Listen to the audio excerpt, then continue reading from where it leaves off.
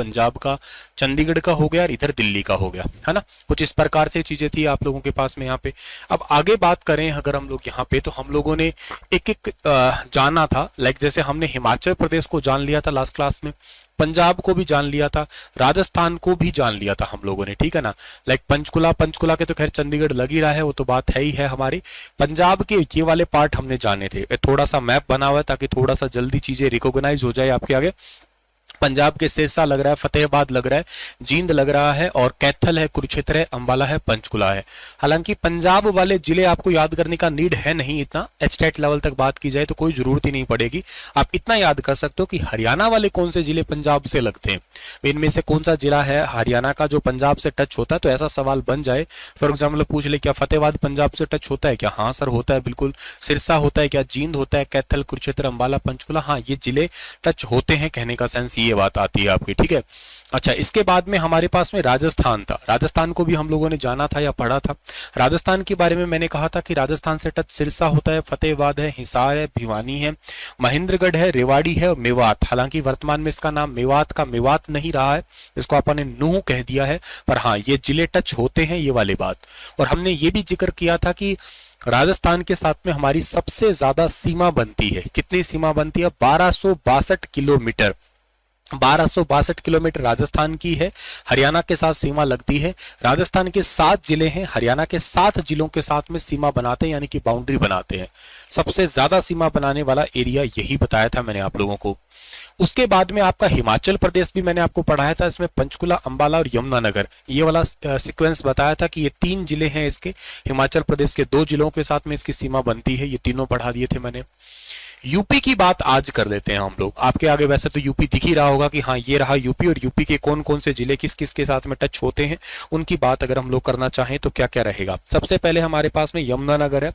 यमुनानगर और करनाल दोनों ही यूपी का एक सहारनपुर जिला है, उसके साथ में टच होते हैं ये, ठीक है ना। तो हरियाणा का यमुनानगर जो है ना, हरियाणा का यमुनानगर, यमुनानगर ये किससे टच होता है? ये सहारनपुर से टच होता है, उत्तर प्रदेश का। और इसके बाद में दूसरा जिला जो है वो है करनाल। करनाल भी किससे टच होता है? करनाल भी टच होता है सर सहारनपुर से, ठीक है ना। यूपी का सहारनपुर है, वहां से टच होता है करनाल भी आपका। उसके बाद में हमारा जिला आता है पानीपत आता है, और पानीपत किससे टच होता है? हालांकि करनाल अकेला ऐसा नहीं है कि इससे सहारनपुर से एक जिला एक और भी है उसका यूपी का जिला, जिसको शामली कहते हैं, शामली। और ये शामली पानीपत से भी टच होता है। वैसे तीसरे नंबर पे मैं लिख देता हूं यहाँ पे पानीपत। तो पानीपत से टच होने वाला उत्तर प्रदेश का शामली भी है, ठीक है। तो शामली से पानीपत टच होता है आपका, ये पॉइंट भी आप लोग याद कर सकते हैं। सोनीपत, सोनीपत का एक बहुत ही फेमस जिला है यूपी का, बागपत, कभी तुमने सुना हो तो वो टच सोनीपत के साथ ही होता है। तो चौथे नंबर पे हम लोग लिख रहे हैं सोनीपत, और सोनीपत से उत्तर प्रदेश का बागपत, ठीक है ना, बागपत से टच होता है ये, ठीक है। इसके बाद में आता है सर हमारा फरीदाबाद। फरीदाबाद से जीटीबी नगर टच होता है आपका, या गौतम बुद्ध नगर के नाम से इसको जाना करते हैं। 5 नंबर पे है फरीदाबाद। तो फरीदाबाद से टच होता है गौतम बुद्ध नगर, गौतम बुद्ध नगर, ठीक है ना, उत्तर प्रदेश का जिला है। हालांकि ये जगह दिल्ली के अंदर भी है जीटीबी नगर, लेकिन ये मतलब दिल्ली क्या है एक्चुअली, ये तो यूपी का ही पार्ट है, पर दिल्ली में मिल गया कह सकते हो। पलवल से भी जीटीबी कनेक्ट होता है और मथुरा भी कनेक्ट होता है, ठीक है। तो लास्ट में आता है पलवल, हालांकि फरीदाबाद को काट के ही तो बनाया गया था। तो पलवल से एक तो ये गौतम बुद्ध नगर भी टच होता है, गौतम बुद्ध नगर, और एक मथुरा। अभी थोड़े दिन पहले तुमने एक ट्रेन देखी होगी, मथुरा ऊपर चढ़ गया होगा आपका, ठीक है ना। तो मतलब वो देखा होगा तुमने, वो प्लेटफॉर्म के ऊपर चढ़ गई थी ट्रेन, है ना, देखा था तुमने, मथुरा जंक्शन का ही था वो। मथुरा जिले की बाउंड्री टच होती है पलवल से। तो अब जिले गिन लिए जाए तो कौन सा ठीक रहेगा? जिले गिन लिए जाए तो 1 है, 2 है, 3 है, 3 नंबर हो गया शामली, 4 नंबर हो गया, 5 नंबर हो गया, और 6 नंबर हो गया।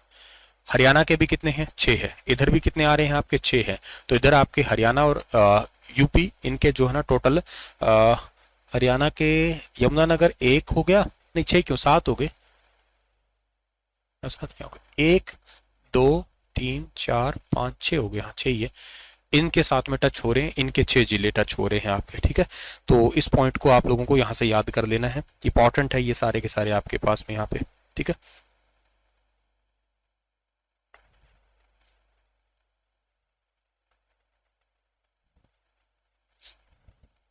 हो गया, चलो सर, तो इसको कॉपी पे लिख लेना आप लोग, बहुत इंपॉर्टेंट है, ठीक है ना। हालांकि वैसे तो ये इधर ये वाला जिला कौन सा है, इसका नाम है नूहू जिला है, ठीक है ना। नूह का थोड़ा बहुत एरिया टच होता है इस मथुरा से ही, थोड़ा बहुत ज्यादा, पर इसको ऑफिशियली मानते नहीं है, इस करके काट देते हैं। ऑफ मेन तो यही है आपके, ये टच होने वाले यूपी के यही है आपके, और ये यूपी के और ये हरियाणा के। यूपी वाले जिले याद करने का तुम्हें इतना नीड नहीं है, इतना डेप्थ में जाने का कोई मतलब नहीं है डियर, ठीक है ना। तो सिंपल याद कर लेना। हाँ टच होता है ऑफिशियली, अगर देखा जाए तो यूपी से टच होता है, ये लास्ट वाले जिले, ये मथुरा गौतम बुद्ध नगर, ये टच होते हैं आपके, ठीक है। पर हरियाणा जीके के अंदर हरियाणा उसको खुद मान नहीं रहा है, खुद लिखता नहीं है, बहुत कम लिखता है आपका यहाँ पे, ठीक है ना। तो नहीं, सहारनपुर मैंने एक ही बार कनेक्ट किया है या 2 बार कनेक्ट कर लिया, सहारनपुर एक है, अच्छा हाँ एक ही है ये, ठीक है, एक है, ये दूसरा है, और ये फिर तीसरा है, ये चौथा है, ये पांचवा है। हाँ 5 होने चाहिए, 6 नहीं होने चाहिए, मैंने सहारनपुर 2 कर दिए थे ना, कोई बात नहीं, गिनती तुम कर लेना, ठीक है ना। तो यूपी के 5 ही है एक्चुअली, ठीक है। तो ये हरियाणा के साथ में टच होने वाला यूपी हरियाणा के पूर्व में पड़ता है, बिल्कुल, ठीक है ना। और उसके बाद में अगला कौन सा आएगा हमारे पास में, अगला आएगा जी उत्तरांचल। उत्तरांचल तो पहले नाम था इसका, अब तो इसका नाम हो गया क्या, अब इसका नाम हो गया उत्तराखंड, हो गया उत्तराखंड। अब उत्तराखंड या उत्तरांचल की अगर आप बात करते हो तो पहली तो बात ये याद रखना, इसकी राजधानी बड़ा इंटरेस्टिंग है, ठीक है ना। इसकी राजधानी पूछी जाती है तो इसकी राजधानी याद करना तुम लोग, 2 राजधानी है, एक तो राजधानी इसकी है देहरादून, ठीक है ना, देहरादून इसकी राजधानी है, और एक राजधानी इसकी है कौन सी है, जिसका नाम है गैरसैंण, ठीक है ना, गैरसैंण। ये नई राजधानी बनी है, ये नई राजधानी बनी है, ये याद रखना आप लोग, न्यू कैपिटल है। अगर पूछ लिया जाए इसकी न्यू कैपिटल कौन सी है, तो इसकी न्यू कैपिटल जो है वो ये वाली है। अच्छा, उत्तरांचल या उत्तराखंड जो है ना, उत्तराखंड का 11 किलोमीटर हिस्सा, उत्तराखंड का 11 किलोमीटर हिस्सा, और वो भी किसका हिस्सा, उत्तराखंड के 11 किलोमीटर देहरादून का। तो देहरादून का 11 किलोमीटर जो है ना, वो हरियाणा के यमुनानगर से टच होता है, हरियाणा के यमुनानगर से लगता है। हालांकि इसको भी हरियाणा अपनी ऑफिशियल जीके में मानता तो नहीं है, ठीक है ना, पर बात इतनी है आप लोगों के पास में यहाँ पे कि ये उत्तराखंड अपने मैप में खुद दिखाता है कि हाँ भैया ये 11 किलोमीटर टच होता है, तो हमें भी मानना चाहिए ये वाला। सबसे कम यही सीमा लगती है, ये भी पॉइंट आप लोगों को याद रखना है, सबसे कम लगने वाली सीमा, ठीक है ना, सबसे कम लगने वाली सीमा, ठीक है ना। तो ये भी पॉइंट भी आपको यहां से याद करना है डियर, ठीक है। आज पता है आपको गांधी जयंती है, गांधी जयंती की हार्दिक शुभकामनाएं। और 5 अक्टूबर को मेरा बर्थडे है, और आईफोन 15 भी लॉन्च हुआ है अभी हाल ही में। सर इन दोनों बातों का क्या लिंक हुआ? और नहीं, मैंने ऐसा कुछ कहा नहीं है कि ज्यादा लिंक हुआ, मैं तो वैसे बता रहा हूँ कि 5 अक्टूबर का मेरा बर्थडे है और आईफोन 15 लॉन्च हुआ है अभी हाल ही में, ठीक है। चलिए, तो ये उत्तराखंड और यमुनानगर का रिश्ता हो गया आपका, ठीक है ना। तो तुम समझ गए होंगे ये वाला भी, हाँ सर समझ गए हैं, ये वाली बात भी हम लोग। चलिए आगे बढ़े अगले सवाल का। यूपी का किलोमीटर वाला हिस्सा हम यमुना नदी पढ़ेंगे ना तब बताएंगे आपको, ठीक है। चलो आगे बात करते हैं, हम लोग दिल्ली की बात करते हैं डियर, ठीक है ना। तो अब दिल्ली क्या है सर, दिल्ली बहुत इंपॉर्टेंट है। क्यों इंपॉर्टेंट है सर दिल्ली इसलिए इंपॉर्टेंट है बेटा कि दिल्ली के साथ में जो लिखा हुआ है वही इंपॉर्टेंट। दिल्ली तो एक ही है आपका यहाँ पे, ठीक है ना, दिल्ली तो एक ही हो गया, लेकिन यहाँ दिल्ली क्या है, दिल्ली केंद्र शासित प्रदेश है, ठीक है ना। दिल्ली है यूनियन टेरिटरी, ठीक है ना, यानी कि इसको आप लोग कहा करते हो केंद्र शासित प्रदेश। वैसे 5 अक्टूबर को इंटरनेशनल टीचर्स डे भी सेलिब्रेट करते हैं डियर, ठीक है ना। 5 अक्टूबर को इंटरनेशनल टीचर्स डे भी सेलिब्रेट करते हैं। नेशनल टीचर डे तो 5 सितंबर को होता है, इंटरनेशनल टीचर्स डे होता है 5 अक्टूबर को होता है। वैसे मैं तो बता रहा था कि आईफोन 15 हुआ है, इसमें टाइप सी पोर्ट आ गया है, और 5 अक्टूबर का मेरा बर्थडे है। नहीं, इन दोनों बातों का लिंक कुछ नहीं है, तुम मतलब ऐसा कुछ मत समझना, मैं तो वैसे ही इन्फॉर्मेशन नॉलेज दे रहा हूँ तुम्हें। समझ रहे हैं सर हम सारी नॉलेज को। चलिए सर, आगे बढ़ते हैं हम लोग यहाँ पे, कि आगे की बात करते हैं। मजाक कर रहा था मैं तो। खैर, दिल्ली से साथ कौन कौन सा टच होता है, तो दिल्ली तो एक ही है हमारा। अब दिल्ली से टच होने वाले हरियाणा के जिले, हरियाणा का जिला एक तो है सर सोनीपत है, ठीक है ना, सोनीपत अपने आप में बेहद खास है सोनीपत, ठीक है ना। इसके बाद में एक बात करते हैं हम लोग झज्जर, एक बात करते हैं गुरुग्राम, और एक बात करते हैं फरीदाबाद की, फरीदाबाद की। ये टच होते हैं, ये चारों के चारों डिस्ट्रिक्ट जो है ना, ये सुपर इंपॉर्टेंट है, ये बहुत बहुत इंपॉर्टेंट है आपके लिए, ठीक है ना। इसको याद करना आप लोग यहाँ पे। आपका बर्थडे भी है सर ना, मतलब मेरा बर्थडे नहीं है तो मतलब ना कि आसमान से सीधा फेंका गया था, मेरा बर्थडे भी है क्या, मतलब मेरा बर्थडे ही है, इंसान ही हूँ, साधारण हूँ, ऐसा थोड़ी ना हुआ कि मतलब सीधा फेंक दिया गया आसमान से, गोल गोल करके घुमा के करके लो उतरो जमीन पे, ठीक है ना। पार्टी कहाँ दोगे सर? पार्टी मैं एक्चुअली सोच रहा था कि मैं हिसार का मिड टाउन ग्रैंड बुक करवा दूं तुम्हारे लिए, बशर्ते बदले में तुम आईफोन 15 प्रो लेके आओ सारे हाथ में, ठीक है। तो सोनीपत, झज्जर, गुरुग्राम, फरीदाबाद, ये सारे टच होने वाले हैं आपके यहाँ पे, ठीक है ना। तो 5 अक्टूबर को क्लास नहीं होगी, क्लास लगवा लेंगे, ऐसी क्या बात है, ठीक है ना, अपने हाथ में ही क्लास लगाना। हाँ, तो ये तो बात हो गई हमारे पास में। अगली बात करते हैं अब, थोड़ा ना इसमें मुझे एक सोनीपत बताना बड़ा जरूरी समझ में आ रहा है, ठीक है ना। मैं यहाँ पे इस वाले पन्ने पे, ये तो देखो लिखा ही हुआ है, इसको मैं हटा रहा हूँ एक बार के लिए, और मैं यहाँ पे सोनीपत लिख रहा हूँ। सोनीपत की दो चार चीजें करंट अफेयर वाली मुझे याद आ रही है, तो मैं भी बता रहा हूँ। हालांकि मैं तुम्हें क्या पता डिस्ट्रिक्ट तो ना करवा पाऊँ, लेकिन जो जरूरी चीजें हैं वो शेयर कर रहा हूँ मैं आपके साथ में यहाँ पे, ठीक है। क्या क्या जरूरी चीजें शेयर कर रहा हूँ मैं सर आपको, ठीक है ना। हाँ, मतलब मंजू समझो ना इस चीज को, ठीक है ना।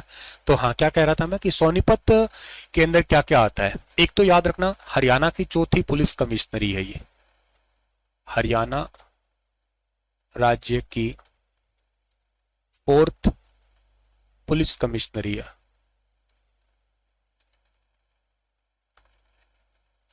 ठीक है ना। चौथी पुलिस कमिश्नरी है ये, हरियाणा राज्य की चौथी पुलिस कमिश्नरी है डियर, ठीक है ना। तो चौथी पुलिस कमिश्नरी है, तो उसका पहला क्या है, पहली कौन सी थी सर? पहली थी गुरुग्राम।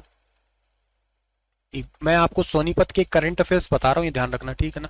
इसको अलग से नोट डाल के एक सा सर्कल मार्क करके लिख लेना आप लोग यहाँ पे, ठीक है ना। तो गुरुग्राम, गुरुग्राम के बाद में दूसरा कौन सा है? दूसरा आपका है यहाँ पे फरीदाबाद, गुरुग्राम, फरीदाबाद, ठीक है ना। और तीसरा कौन सा है आपका? गुरुग्राम, फरीदाबाद के बाद में आता है एक पंचकुला, पंचकुला। और चौथा कौन सा है? चौथा अब सोनीपत बना है, सोनीपत।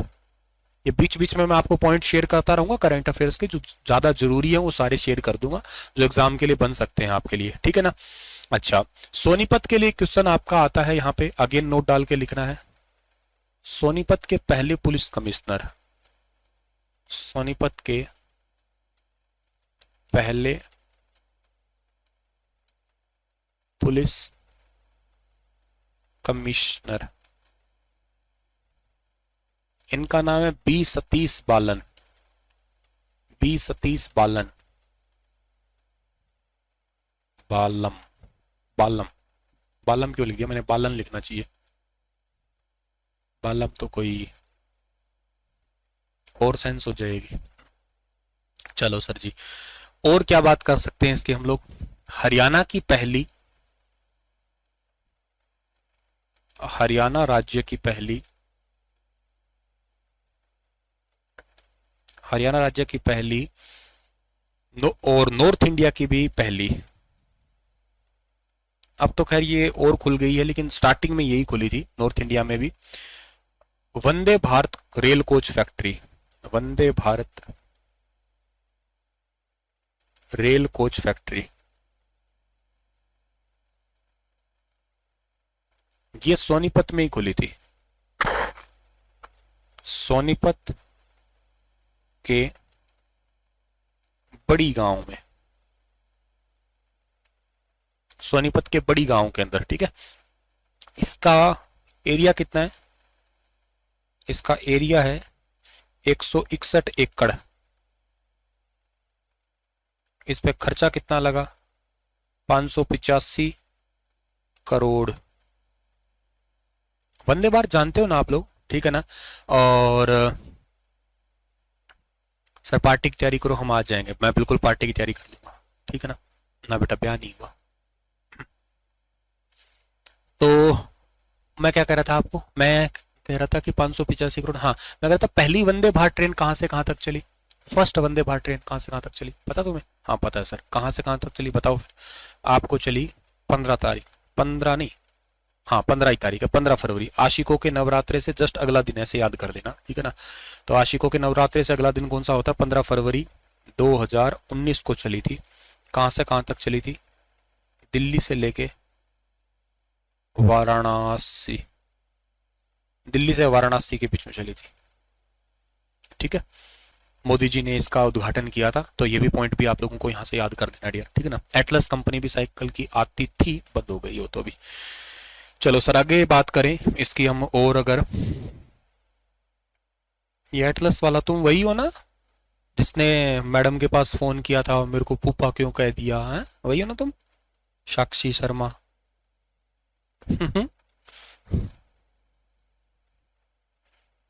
मुझे याद आ गया।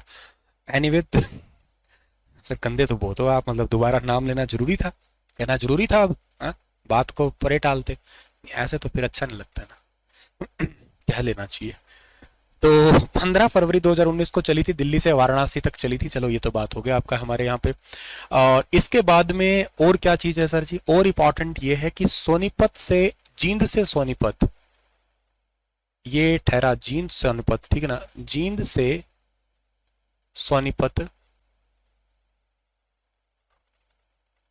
पहली हाइड्रोजन ट्रेन चलेगी। पहली H2 लिख रहा हूं, hydrogen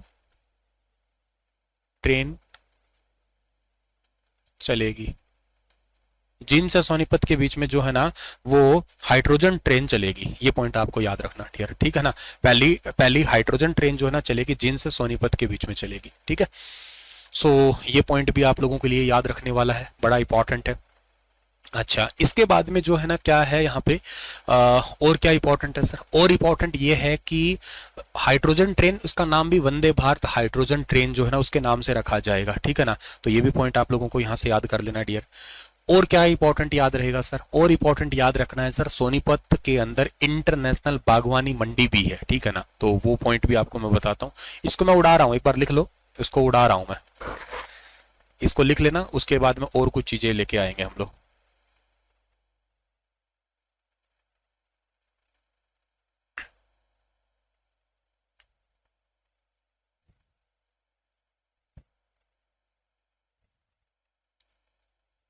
I am also assistant professor of chemistry department.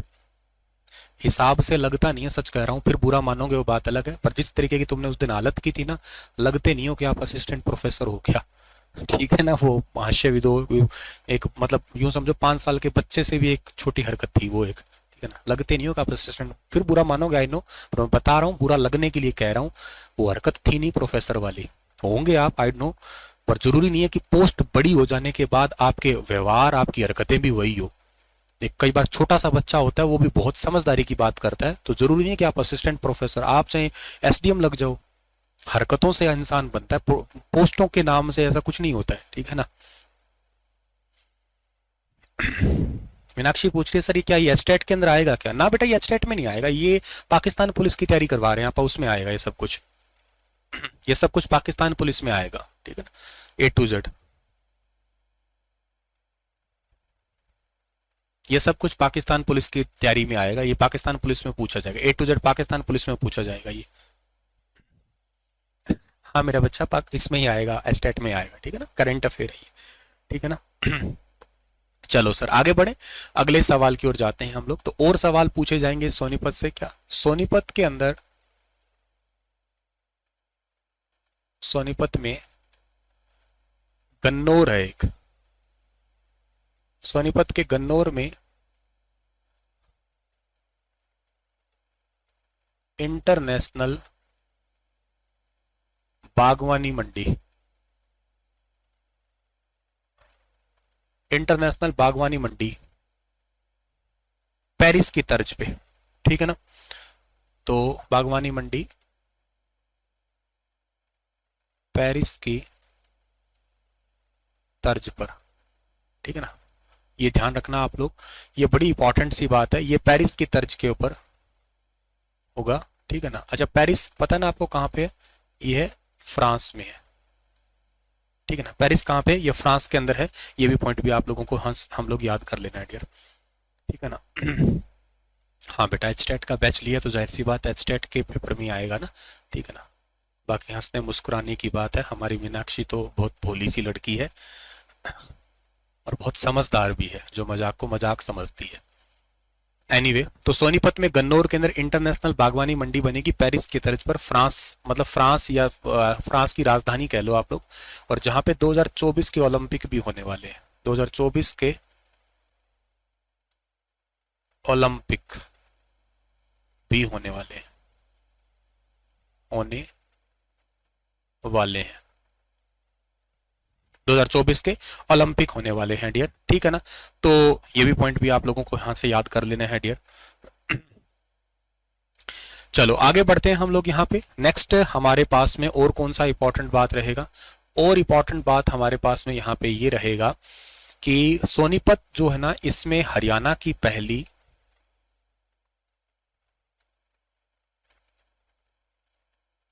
खेल यूनिवर्सिटी,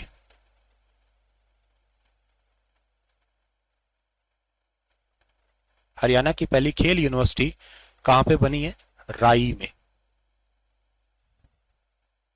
अच्छा, राई में खेल यूनिवर्सिटी बनी है तो बात ठीक है सर, पर इसके पहले वीसी कौन बने हैं, पहले वीसी, इनका नाम याद कर देना, S S Deswal, S S Deswal, ठीक है ना।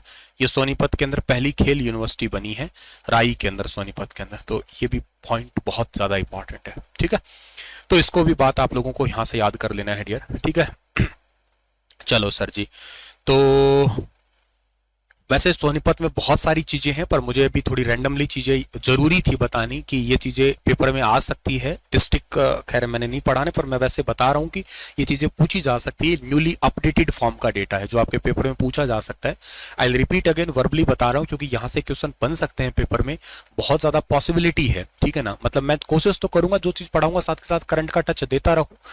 तो मैं क्या कह रहा हूँ, सोनीपत डिस्ट्रिक्ट है, दिल्ली से टच होता हो तो चलो ठीक बात है।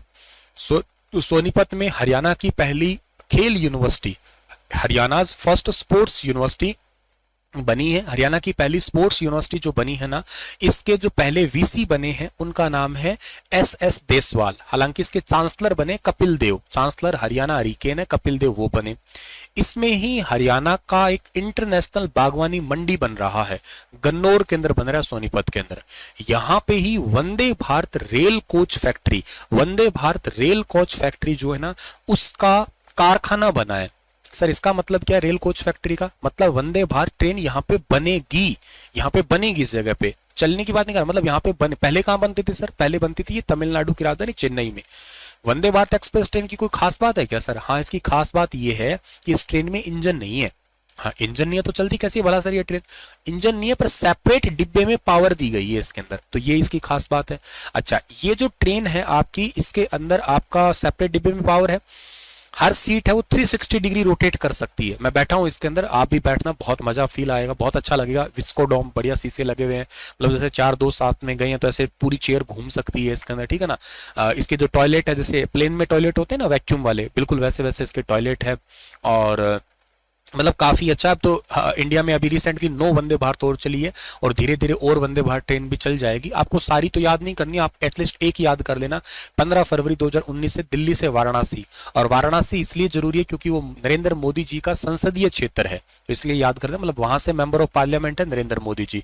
काशी भी कहते हैं उसको आप लोग, काशी विश्वनाथ भगवान भोलेनाथ का टेम्पल है, गंगा नदी के किनारे पड़ता है। ऐसा माना जाता है, मान्यता है कि जीवन में जब पाप ज्यादा हो जाए ना, पाप के घड़े या पाप का ड्रम भर जाए, तो फिर क्या करो, गंगा नदी जाओ, स्नान करो, फिर उसके बाद में जाओ वहां पे काशी विश्वनाथ भगवान भोलेनाथ के दर्शन करो। 12 ज्योतिर्लिंग में से एक ज्योतिर्लिंग माना जाता है, घंटियों का शहर, मंदिरों का शहर कहलाता है ये काशी विश्वनाथ। बहुत सारे मंदिर है। हरियाणा में भी काशी है, हरियाणा की काशी कहते हैं आपा कैथल को, नवग्रह कुंड की वजह से, मंदिरों की वजह से भिवानी को कहते हैं आपा लोग, ठीक है। पढ़ेंगे थोड़ा थोड़ा आगे जाके हम लोग यहाँ पे। एनीवे तो इतनी सारी चीजें आप लोग याद कर लेना, बाकी हम लोग दोबारा कम टू द पॉइंट आते हैं। 2 जिले ऐसे हैं हरियाणा के जिनकी सीमा किसी से टच नहीं होती है, और ये हरियाणा के अंदर, हरियाणा के लैंड लॉक्ड डिस्ट्रिक्ट कह लो आप लोग, मतलब जिनकी सीमा किसी से नहीं लग रही है और जिनकी सीमा हरियाणा में, आप कॉपी पे हेडिंग ये बनाइएगा, वो जिले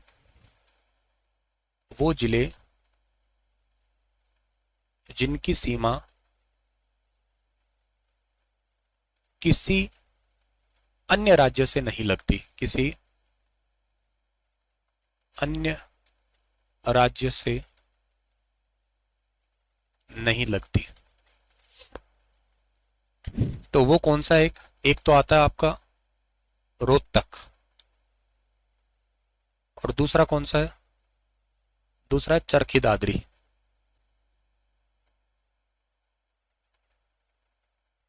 एक रोहतक है और एक चरखी दादरी है डियर, ठीक है ना।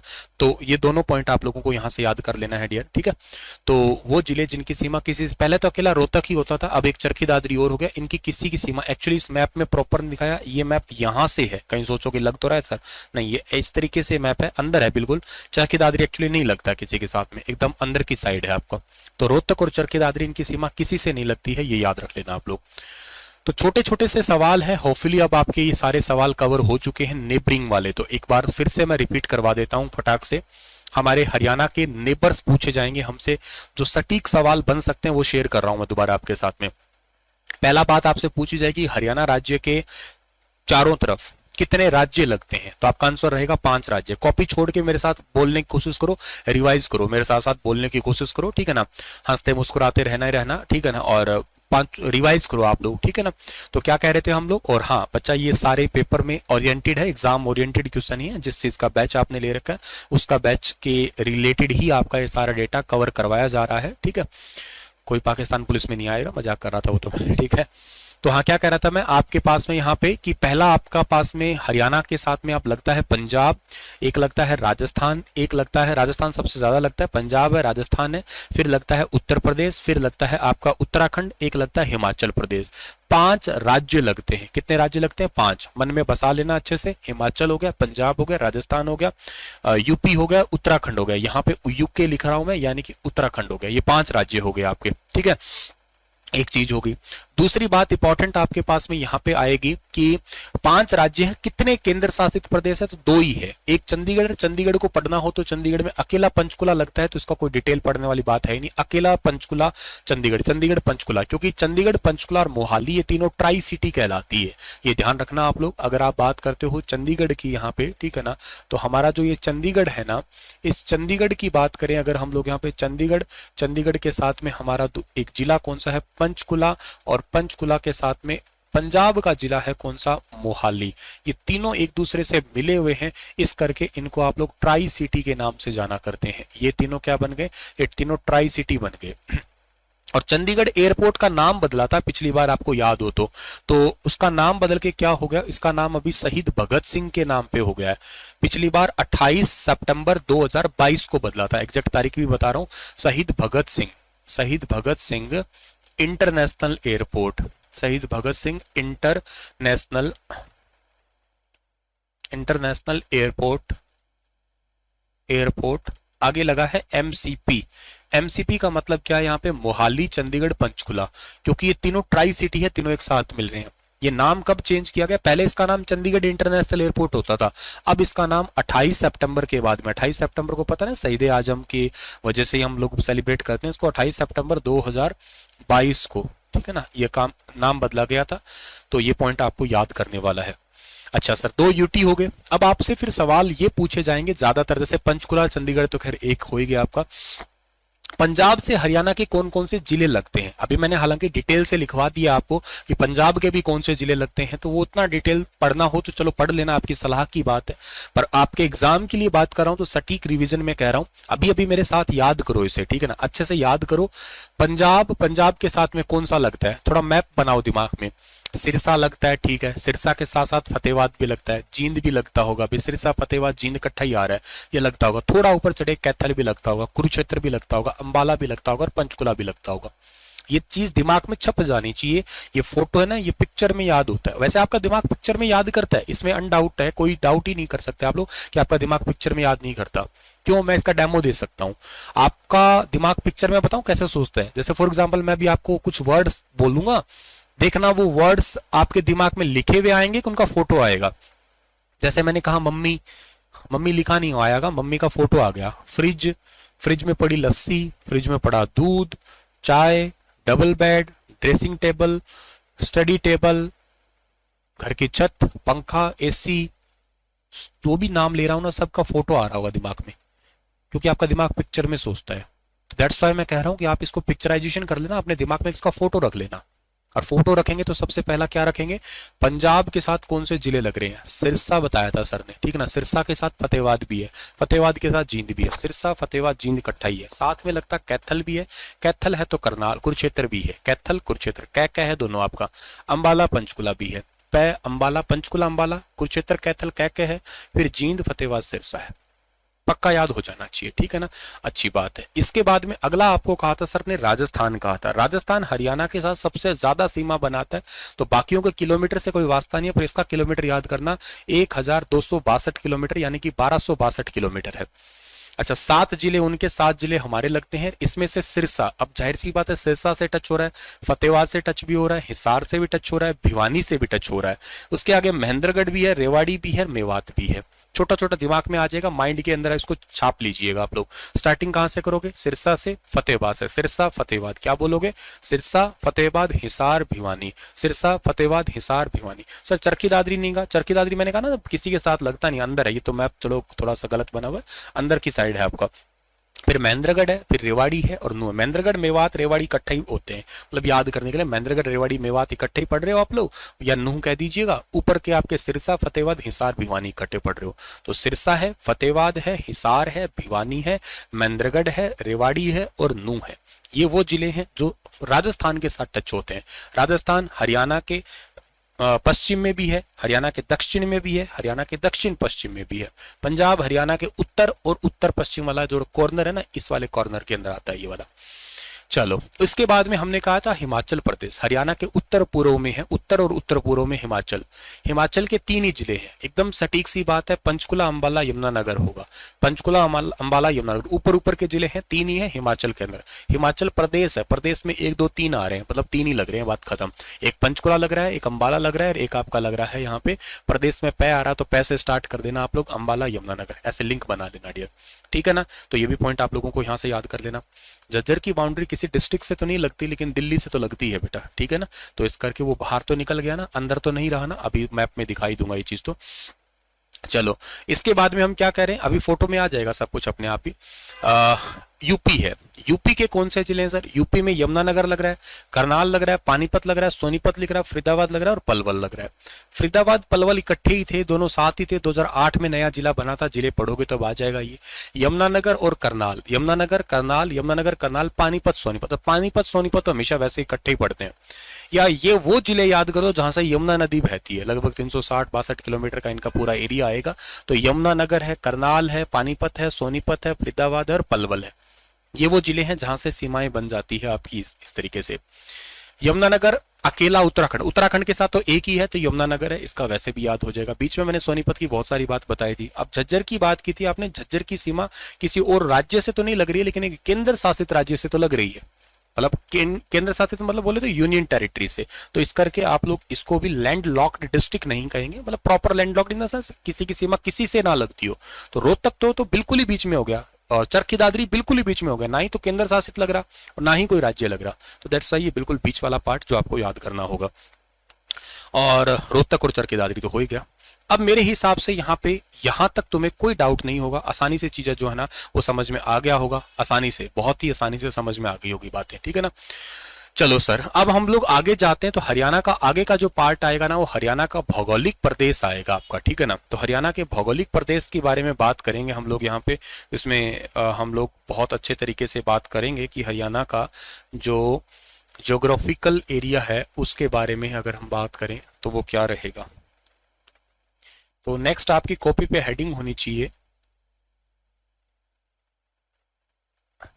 हरियाणा राज्य का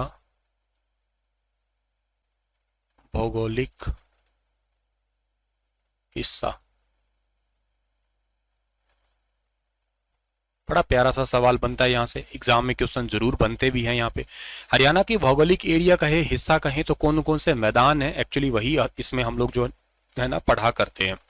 तो मेन इसके मैदान आते हैं, जैसे कि सबसे पहला आता है इसके अंदर जो हमें पढ़ने वाला होगा वो होगा यमुना घग्गर का मैदान, ठीक है ना। यमुना नदी और के साथ में घग्गर नदी, इन दोनों के नदियों के मैदान पढ़ेंगे हम लोग यहाँ पे। यमुना नदी और घग्गर, यमुना घग्गर मैदान बहुत इंटरेस्टिंग सा है। इसमें तो बहुत इजी पार्ट भी होते हैं और ये पेपर में आते भी हैं लगभग यहाँ से सवाल। एक क्षेत्र इसका होता है शिवालिक क्षेत्र, शिवालिक क्षेत्र। तो एक अपन इसका शिवालिक वाला इलाका है, उसके अंदर क्या क्या उसकी हाइट वाइट क्या उसको पढ़ेंगे हम लोग यहाँ पे, ठीक है ना। एक होता है इसके अंदर आपका अर्धशुष्क या मरु क्षेत्र, मरु क्षेत्र कह दो या मरुस्थलीय क्षेत्र कह दो, ठीक है। एक इसके अंदर होता है अरावली क्षेत्र, ठीक है ना। अरावली वाला इलाका है आपका, ठीक है ना। तो ये पॉइंट भी आप लोगों को पढ़ना होता है कि हाँ इसके अंदर अरावली वाला क्षेत्र भी आएगा आपका। अरावली पहाड़ी, समांतर पहाड़ी के रूप में जिसको जनरली जाना करते हैं हम लोग यहाँ पे, ठीक है ना। अच्छा सर, इसके बाद में एक जाना जाता है इसमें गिरिपाद का इलाका। गिरिपाद, गिरी होता है पहाड़, पाद मतलब उसके नीचे का इलाका, तो पहाड़ के पगथली, पहाड़ के पांव, उसको कहते हैं गिरिपाद क्षेत्र, ठीक है। उसके बाद में और इसका क्षेत्र हमारा होता है अनकाई दलदल, अनकाई दलदल, जहां पे पानी बहुत ज्यादा समय तक खड़ा रहता है, वो दलदल सा एरिया बन जाता है आपका, ठीक है ना। एक इसके अंदर होता है तरंगित मैदान,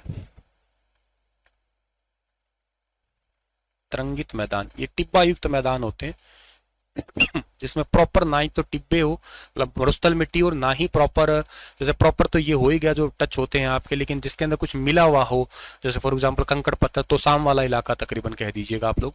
तो ये होते हैं टिब्बा युक्त मैदान। हरियाणा में लगभग तो साम वाला इलाका वो तरंगित मैदान के रूप में ही जाना करते हैं इसको हम लोग, ठीक है। इसके अलावा हरियाणा के अंदर जो जाना करते हैं ना, वो एक होता है जलोढ़। ये यमुना घग्गर नदी को आप लोग जलोढ़ के मैदान के नाम से भी जाना कर सकते हैं डियर, ठीक है ना। एक और रह गया, कौन सा रह गया, बाढ़ नहीं लिखा ना कहीं पे ना, नहीं लिखा, बाढ़ का मैदान, बाढ़ का मैदान, ठीक है ना। यमुना घग्गर मैदान है, इसके साथ साथ हम जलोढ़ मैदान भी लिख लेंगे, ये जलोढ़ वाला भी काम करेगा, जलोढ़ का मैदान। जलोढ़ मिट्टी होती है कि एक्चुअली उसके बारे में बताएंगे क्या होती है, कैसे होती है, सबसे उपजाऊ मिट्टी के रूप में जाना करते हैं इसको हम लोग, ठीक है। तो ये पॉइंट भी आप लोगों को यहाँ से याद करने हैं डियर, ठीक है। तो ये सारे के सारे एरिया हैं जो आपको पता रहने चाहिए हरियाणा राज्य की। ये सरकारी वेबसाइट के ऊपर अपडेटेड सारा डेटा है आपका ये, ठीक है।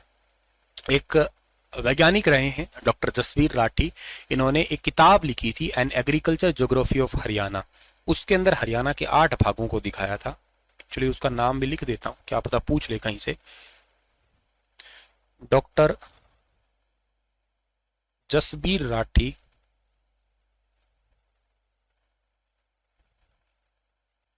की book an agriculture geography of Haryana, an agriculture geography of Haryana, इसमें हरियाणा को 8 भागों में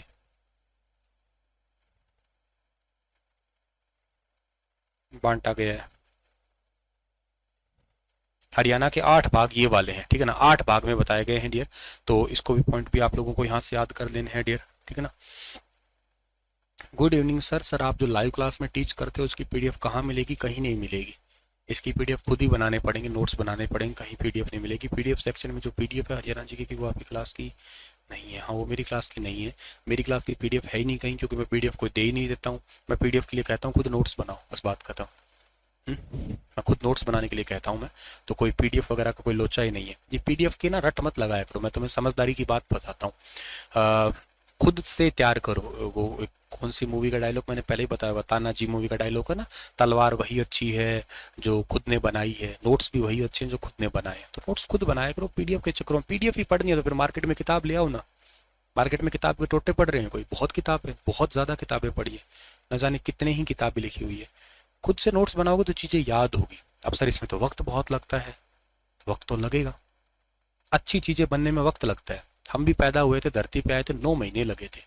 1 महीने में पैदा नहीं हो गया, 9 महीने में पैदा हुए। भगवान ने पहले कुछ महीनों में जायगोट बने थे, फिर 3 महीने के अंदर एक प्रॉपर एम्ब्रियो, प्रॉपर भ्रूण तैयार हुआ था। 5-6 महीने के अंदर हाथ, नाक, कान, मुंह तैयार हुए थे, फिर प्रॉपर बॉडी तैयार हुई है। प्रॉपर 8 से 9 महीने के अंदर जाके एक संपूर्ण शरीर तैयार होता है।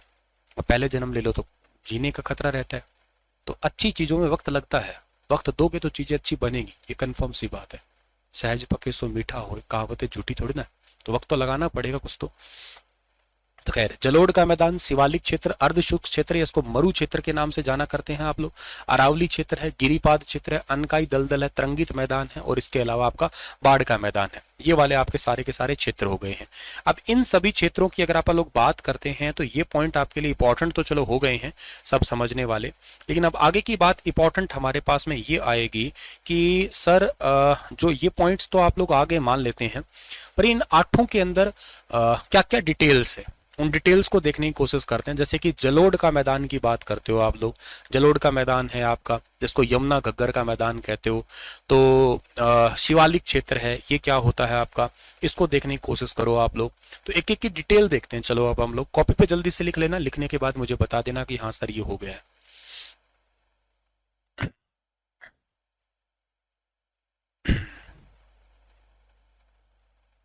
हाँ बहुत बढ़िया, ठीक है। तो एक एक करके आप नोट्स बनाएंगे, इनके आगे पढ़ेंगे, ठीक है।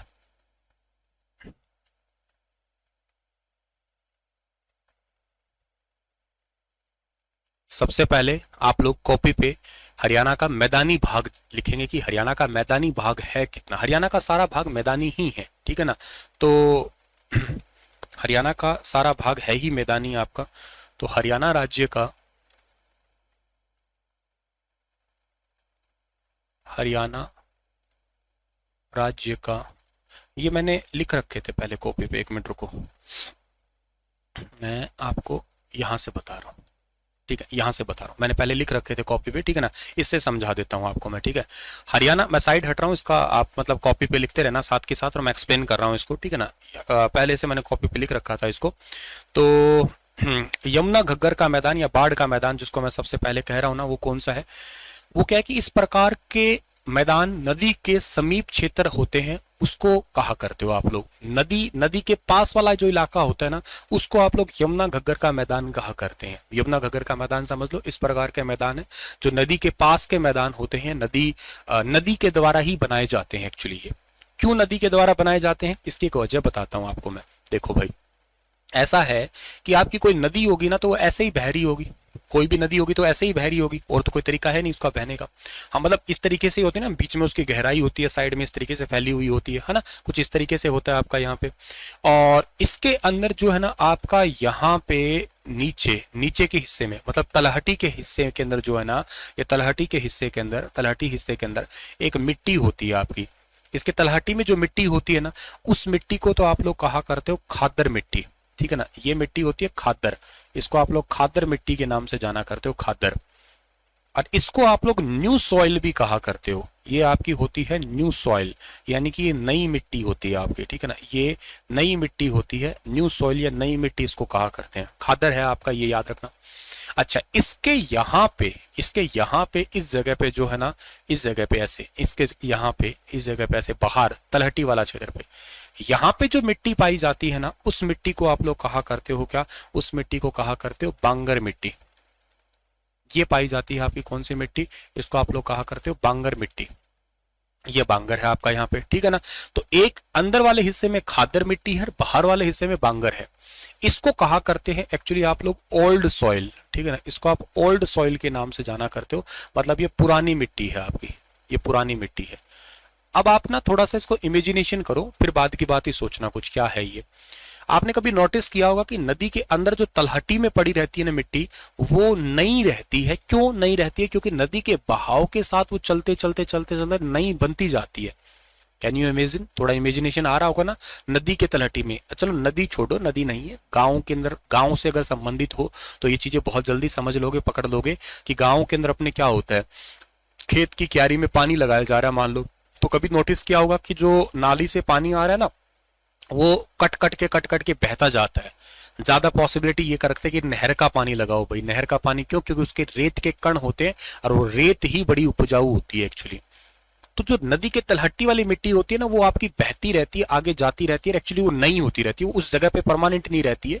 आप कभी घूमने गए होंगे किसी नदी के किनारे, नहीं गए हो तो कभी जाना, जैसे गंगा जाना, यमुना जाना, तो आपने नोटिस किया होगा वहां पे उसमें पानी में रेत आती रहती है और वो रेत एक्चुअली उस बहाव के साथ में चेंज होती रहती है। और ऐसे ही आप कभी किसी नदी के किनारे देखना, उसके पास में छोटे मोटे कंकड़ पत्थर पड़े रहते हैं, और वो पत्थर लगभग पड़े ही रहते हैं जब तक कोई बहुत बड़ा बहाव या कोई इस प्रकार की बाढ़ या कोई मानसूनी सीजन नहीं आता, तब तक लगभग साल भर में वहीं पड़े रहते हैं। क्योंकि सारा साल तो पानी नॉर्मली राधे रानी कृपा रखे, तो क्या कह रहा था कि सारा साल तो क्या है कि नॉर्मली आपका पानी बहता रहता है, लेकिन साइड में जो कंकड़ पत्थर पड़े वो पड़े ही रहते हैं आपके। कहीं बहुत ज्यादा मानसून, बहुत तेज बारिश आती है तो भले ही वो बह के आगे चले जाए, इसलिए उनको ओल्ड सॉइल कहते हैं। मतलब सॉइल तो पत्थरों की बनती है एक्चुअली, ये मिट्टी पत्थरों की बनती है। अगर मैं बहुत डीप ज्योग्राफी में जाऊं तो मिट्टी का निर्माण भी पत्थरों से ही हुआ है, हालांकि वो तुम्हारे लिए भी जरूरी नहीं है, पर इतना समझ लीजिएगा कि वो पुरानी मिट्टी कहलाती है, उसको बांगर कहते हैं, बांगर मिट्टी या कंकड़ पत्थर, ठीक है ना, कंकड़ पत्थर पड़े रहते हैं ये। तो जलोढ़ मिट्टी के दो रूप है ये। तो जलोढ़ मिट्टी को कहते हैं नदियों द्वारा बहा के लाई गई मिट्टी या बाढ़ का मैदान। मैदान इसी से ही बनते हैं आपके, मैदानी हिस्सा इसी का तैयार होता है। नदियों द्वारा बहा के लाई गई मिट्टी है ये, नदी द्वारा बहा के लाई गई मिट्टी। और इसको सबसे उपजाऊ मिट्टी कहा करते हैं, याद रखना। इसको कांप या कछारी मिट्टी भी कहते हैं। Most fertile soil in R India, सबसे ज्यादा उपजाऊ मिट्टी पंजाब के हिस्से में सबसे ज्यादा है। ऑल ओवर इंडिया में 40% से ज्यादा ये मिट्टी पाई जाती है और ये बहुत उपजाऊ है क्योंकि ये चेंज होती रहती है। फर्टिलिटी इसकी थोड़ी ज्यादा, मतलब उपजाऊ कण इसके अंदर थोड़े से ज्यादा है। तो ये जो हिस्सा है ना आपका, इसी करके मैंने एक लाइन लिखी है यहाँ पे कि इस प्रकार के मैदान को नदी के समीप का क्षेत्र कहा करते हो आप लोग, ठीक है ना। इसको आप लोग नदी के समीप का क्षेत्र, मतलब जनरली नदी के आसपास वाला जो है ना आपका, यही मिलता है, ये भी याद रख लेना आप लोग। हरियाणा का मैदानी भाग है कितना? एक छोटा सा एमसीक्यू बनेगा आपका कि हरियाणा का जो आपका लैंड एरिया है या जो प्लेन एरिया है, हरियाणा का जो मैदान का इलाका है, वो कितना परसेंटेज है? थोड़ा समय कम लगे इसलिए मैंने पहले इसको राइट कर लिया था, ठीक है ना। तो हरियाणा का मैदानी भाग है 93.76%। 93.76% जो है ना, ये हरियाणा राज्य का मैदानी भाग है। अब मैदान भाग में भी दो प्रकार के मैदान आते हैं। एक तो मैदान आता है कैसा, जो प्लेन एरिया वाला होता है, यानी कि जो समतल होता है उसको आप लोग कहा करते हैं, और एक होता है तरंगित ना। उस समतल का मतलब तो तुम्हें बहुत ढंग से पता लग गया कि जो बिल्कुल प्लेन है ना उसको समतल कह रहे हो। तरंगित का मतलब क्या होता है? तरंगित मैंने अभी तोसाम का जिक्र किया था, वो तरंगित ही है, जिसके अंदर कुछ टिब्बे वाले आते हैं, मतलब कुछ तो बालू मिट्टी सी आ जाती है, कुछ उसमें कंकड़ पत्थर आ जाते हैं, मतलब प्लेन है भी और नहीं भी है, उबड़ खाबड़ टाइप का हो जाता है। इस टाइप से वह कहीं से ऊंचा है, कहीं से एकदम प्लेन आ गया है, कहीं से गड्ढा आ गया है, उस प्रकार का हो, जो बालू मिट्टी कंकड़ पत्थर मिले हुए से हो, वो वाला इलाका जो है ना उसको तरंगित कहा करते हो। तो मतलब ओवरऑल अगर पूछे कि हरियाणा का प्लेन एरिया कितना परसेंटेज है, तो ओवरऑल हरियाणा राज्य का प्लेन एरिया 93.76% है। पॉइंटों में आंकड़े तुम्हें याद नहीं होंगे तो इसलिए लमसम 90% से ज्यादा कह देना आप लोग कि in Haryana total plain area Haryana राज्य के अंदर कुल समतल भूमि का भाग कितना है, तो याद करना 90% से ज्यादा है समतल भूमि का भाग, 90% से ज्यादा है 90 आपका जो समतल भूमि का भाग है। अच्छा, समतल है या मैदानी भाग कह दीजिएगा, समतल नहीं कहूंगा, मैदानी इलाका कहिएगा, प्लेन एरिया, उसके दो है। एकदम प्लेन तो लगभग 70% है, 68.21 है, ठीक है ना, एकदम प्लेन तो। और अगर बात करते हो तरंगित मतलब उबड़ खाबड़ सा, तो रिमेनिंग 25% कह लो आप लोग। अच्छा, इस प्रकार के मैदान का निर्माण घग्गर यमुना से बहाकर लाई गई मिट्टी से, अभी मैंने बताया था ना कि ऐसे मैदान बने कब थे। ऐसे मैदान हरियाणा में दो ही नदियां ऐसी है जो लगभग बहती रहती है, एक तो यमुना नदी है, आगे हम नदियां पढ़ेंगे तब समझ में आ जाएगा, जो 12 मासी नदी के रूप में आएगी, लगभग सारा साल बहती ही रहती है। और एक नदी है घग्गर, जिसने अभी इस साल में खूब बवाल मचाया था। और कोई अगर बच्चा ऊपर वाले जिलों से है जहां से घग्गर का बहाव है, भाई अगर कोई यमुना, अगर क्या कहते हैं इसे, यमुना का सॉरी अंबाला से आता है, जींद फतेहाबाद कैथल साइड से, उस साइड से सिरसा साइड तक, बल्कि फतेहाबाद साइड तक का आता है, तो उसको थोड़ा समझ में प्रैक्टिकल भी आ गया होगा इस बार कि हाँ कितना ज्यादा इस नदी ने नुकसान पहुंचाया, और हो सकता है क्या पता आपके खेतों का भी नुकसान हुआ हो। तो इस नदी में बाढ़ के दिनों में तो बाढ़ आ ही जाती है, बाकी ये बहती है, कुछ इलाकों में इसको नाली बोलते हैं। नाली इसलिए बोलते हैं क्योंकि इसके अंदर पानी खराब है, शहरों का सीवरेज वाला पानी निकालते हैं, जस्ट लाइक जैसे फतेहाबाद के पास में रतिया पड़ता है, तो वहां पे इसको नाली बोलते हैं, क्योंकि इसका उसमें पूरा शहर का गंद कचरा निकालते हैं वो लोग। तो इन नदियों द्वारा बहा के जो मिट्टी लाई जाती है बाढ़ के दौरान या जब पानी आता है, उस मिट्टी को जब फैलाया जाता है, जैसे चारों तरफ वो फैल गई, उससे जो मैदान तैयार हो गया, वो मैदान यमुना और घग्गर का मैदान या उसको बाढ़ का मैदान कहा करते हैं आप लोग, ठीक है। इन मैदानों की ऊंचाई लगभग 700 से 900 फीट तक होती है, या 200 से 300 मीटर तक कह सकते। आपका 25.55 हो गया था। फिर मैंने क्या कहा था, अगली बात मैंने ये कहा था कि सर यमुना की बात करें तो यमुना को आप सदा नीरा कहते हैं, यमुना को आप सारा साल बहने वाली नदी कहा करते हैं, यमुना को आप चिरस्थाई कहा करते हैं, यमुना को आप लोग 12 मासी कहा करते हैं। हरियाणा की सारा साल बहने वाली नदी चिरस्थाई नदी कह दो, सारा साल पानी इसमें कह दो आप लोग, ठीक है ना, और 12 मासी है। घग्गर के मैदानों को मैंने कहा था नेली कहा करते हैं। घग्गर के मैदानों क्या कहते हो आप लोग, नेली, मतलब घग्गर नदी द्वारा बनाए गए मैदान है वो नेली है। मारकंडा वाले कौन से थे, मारकंडा वाले बेट बताए थे मैंने आपको। उसके बाद मैंने शिवालिक कहा था। शिवालिक हिमालय पर्वत का सबसे नीचे का हिस्सा कह लो, सबसे नया क्षेत्र कह लो आप लोग, सबसे नया क्षेत्र है। औसत ऊंचाई कितनी है इसकी, 700 से 1200 मीटर इसकी औसत ऊंचाई है। हिमालय का बाहर का हिस्सा है, आउटर हिमालय कह लीजिएगा। शिव जी हमारे पास में आ गए, बाहर आ गए, सबसे नीचे, मतलब ये हिमालय में सबसे नीचे का हिस्सा कहिएगा। अच्छा, पहाड़ का इलाका है तो यहाँ पे जानवर भी रहेंगे, तो चीता सबसे ज्यादा कहाँ पाया जाता है, यहीं पाया जाता है। हरियाणा के अंदर मोरनी पहाड़ी का हिस्सा है, वो भी शिवालिक का हिस्सा ही है। इसमें हरियाणा के आने वाले जिले कौन से थे, पंचकुला आता है, यमुनानगर आता है और अंबाला आता है। याद आ रहा है ना थोड़ा थोड़ा तुम लोगों को यहाँ पे, ठीक है ना, चीजें याद आ रही होगी ना धीरे धीरे, है ना। तो चलो ठीक है, बहुत ही बढ़िया है आपका। तो ये चीजें सब आपको याद आ जानी चाहिए, रिवाइज होके पक्का हो जाए तो बहुत ही बढ़िया फिर। अच्छा, इसकी मोरनी पहाड़ी है, यहाँ पे एक एम्बुलेंस मोटरसाइकिल सेवा स्टार्ट की गई, जिसका नाम क्या था, जिसका नाम था आरोग्य, ठीक है ना, आरोग्य नाम की एक एम्बुलेंस मोटरसाइकिल सेवा। कब स्टार्ट की गई, साल 2017 के अंदर स्टार्ट की गई। 2017 के अंदर एक आरोग्य नाम की मोटरसाइकिल एम्बुलेंस सेवा स्टार्ट की गई थी, ये याद कर लेना, सुपर इंपॉर्टेंट है, ये याद रखना आप लोग। नेक्स्ट बात की जाए तो इस मोरनी की सबसे ऊंची चोटी का नाम क्या है, इसकी सबसे ऊंची चोटी का नाम है करोहो चोटी। क्या नाम है, करोहो चोटी। करोह की ऊंचाई कितनी है, करोह की ऊंचाई जो है ना वो है 1467 मीटर, यानी कि 1467 मीटर है। बट अकॉर्डिंग टू एचएसएससी जो है ना वो इसको 1514 मीटर मानता है, तो हम लोग एचएसएससी के अकॉर्डिंग ही चलेंगे, क्योंकि क्वेश्चन कई बार रिवाइज भी हुआ है पेपरों में। परसेंटेज वाइज बात की जाए तो तकरीबन आपकी 1.67% के नाम से इसको आप लोग जो है ना वो जान सकते हैं, तो ये पॉइंट भी आपके लिए इंपॉर्टेंट हो गया ये। अच्छा सर, इसके बाद में बात करते हैं गिरिपाद क्षेत्र है या पहाड़ी तलहटी वाला क्षेत्र है आपका। कल की क्लास का रिवाइज करवा दो सर, तो मैं और कौन सी क्लास का रिवाइज करवा रहा हूँ, ये 6 महीने पहले ही क्लास का रिवाइज करा रहा हूँ। भांग पी के आए हो क्या, या पैर चौराहे में आ गया है, ठीक ठाक हो, सही तो हो, लगता है पैर चौराहे में आ गया, त्योहारी सीजन स्टार्ट हो गया, या श्राद्ध में कोई इधर उधर कोई पकड़ लिया किसी पितर ने। कोई पितर तो नहीं घुस गया अंदर, ये कल की क्लास में ही करवाया था।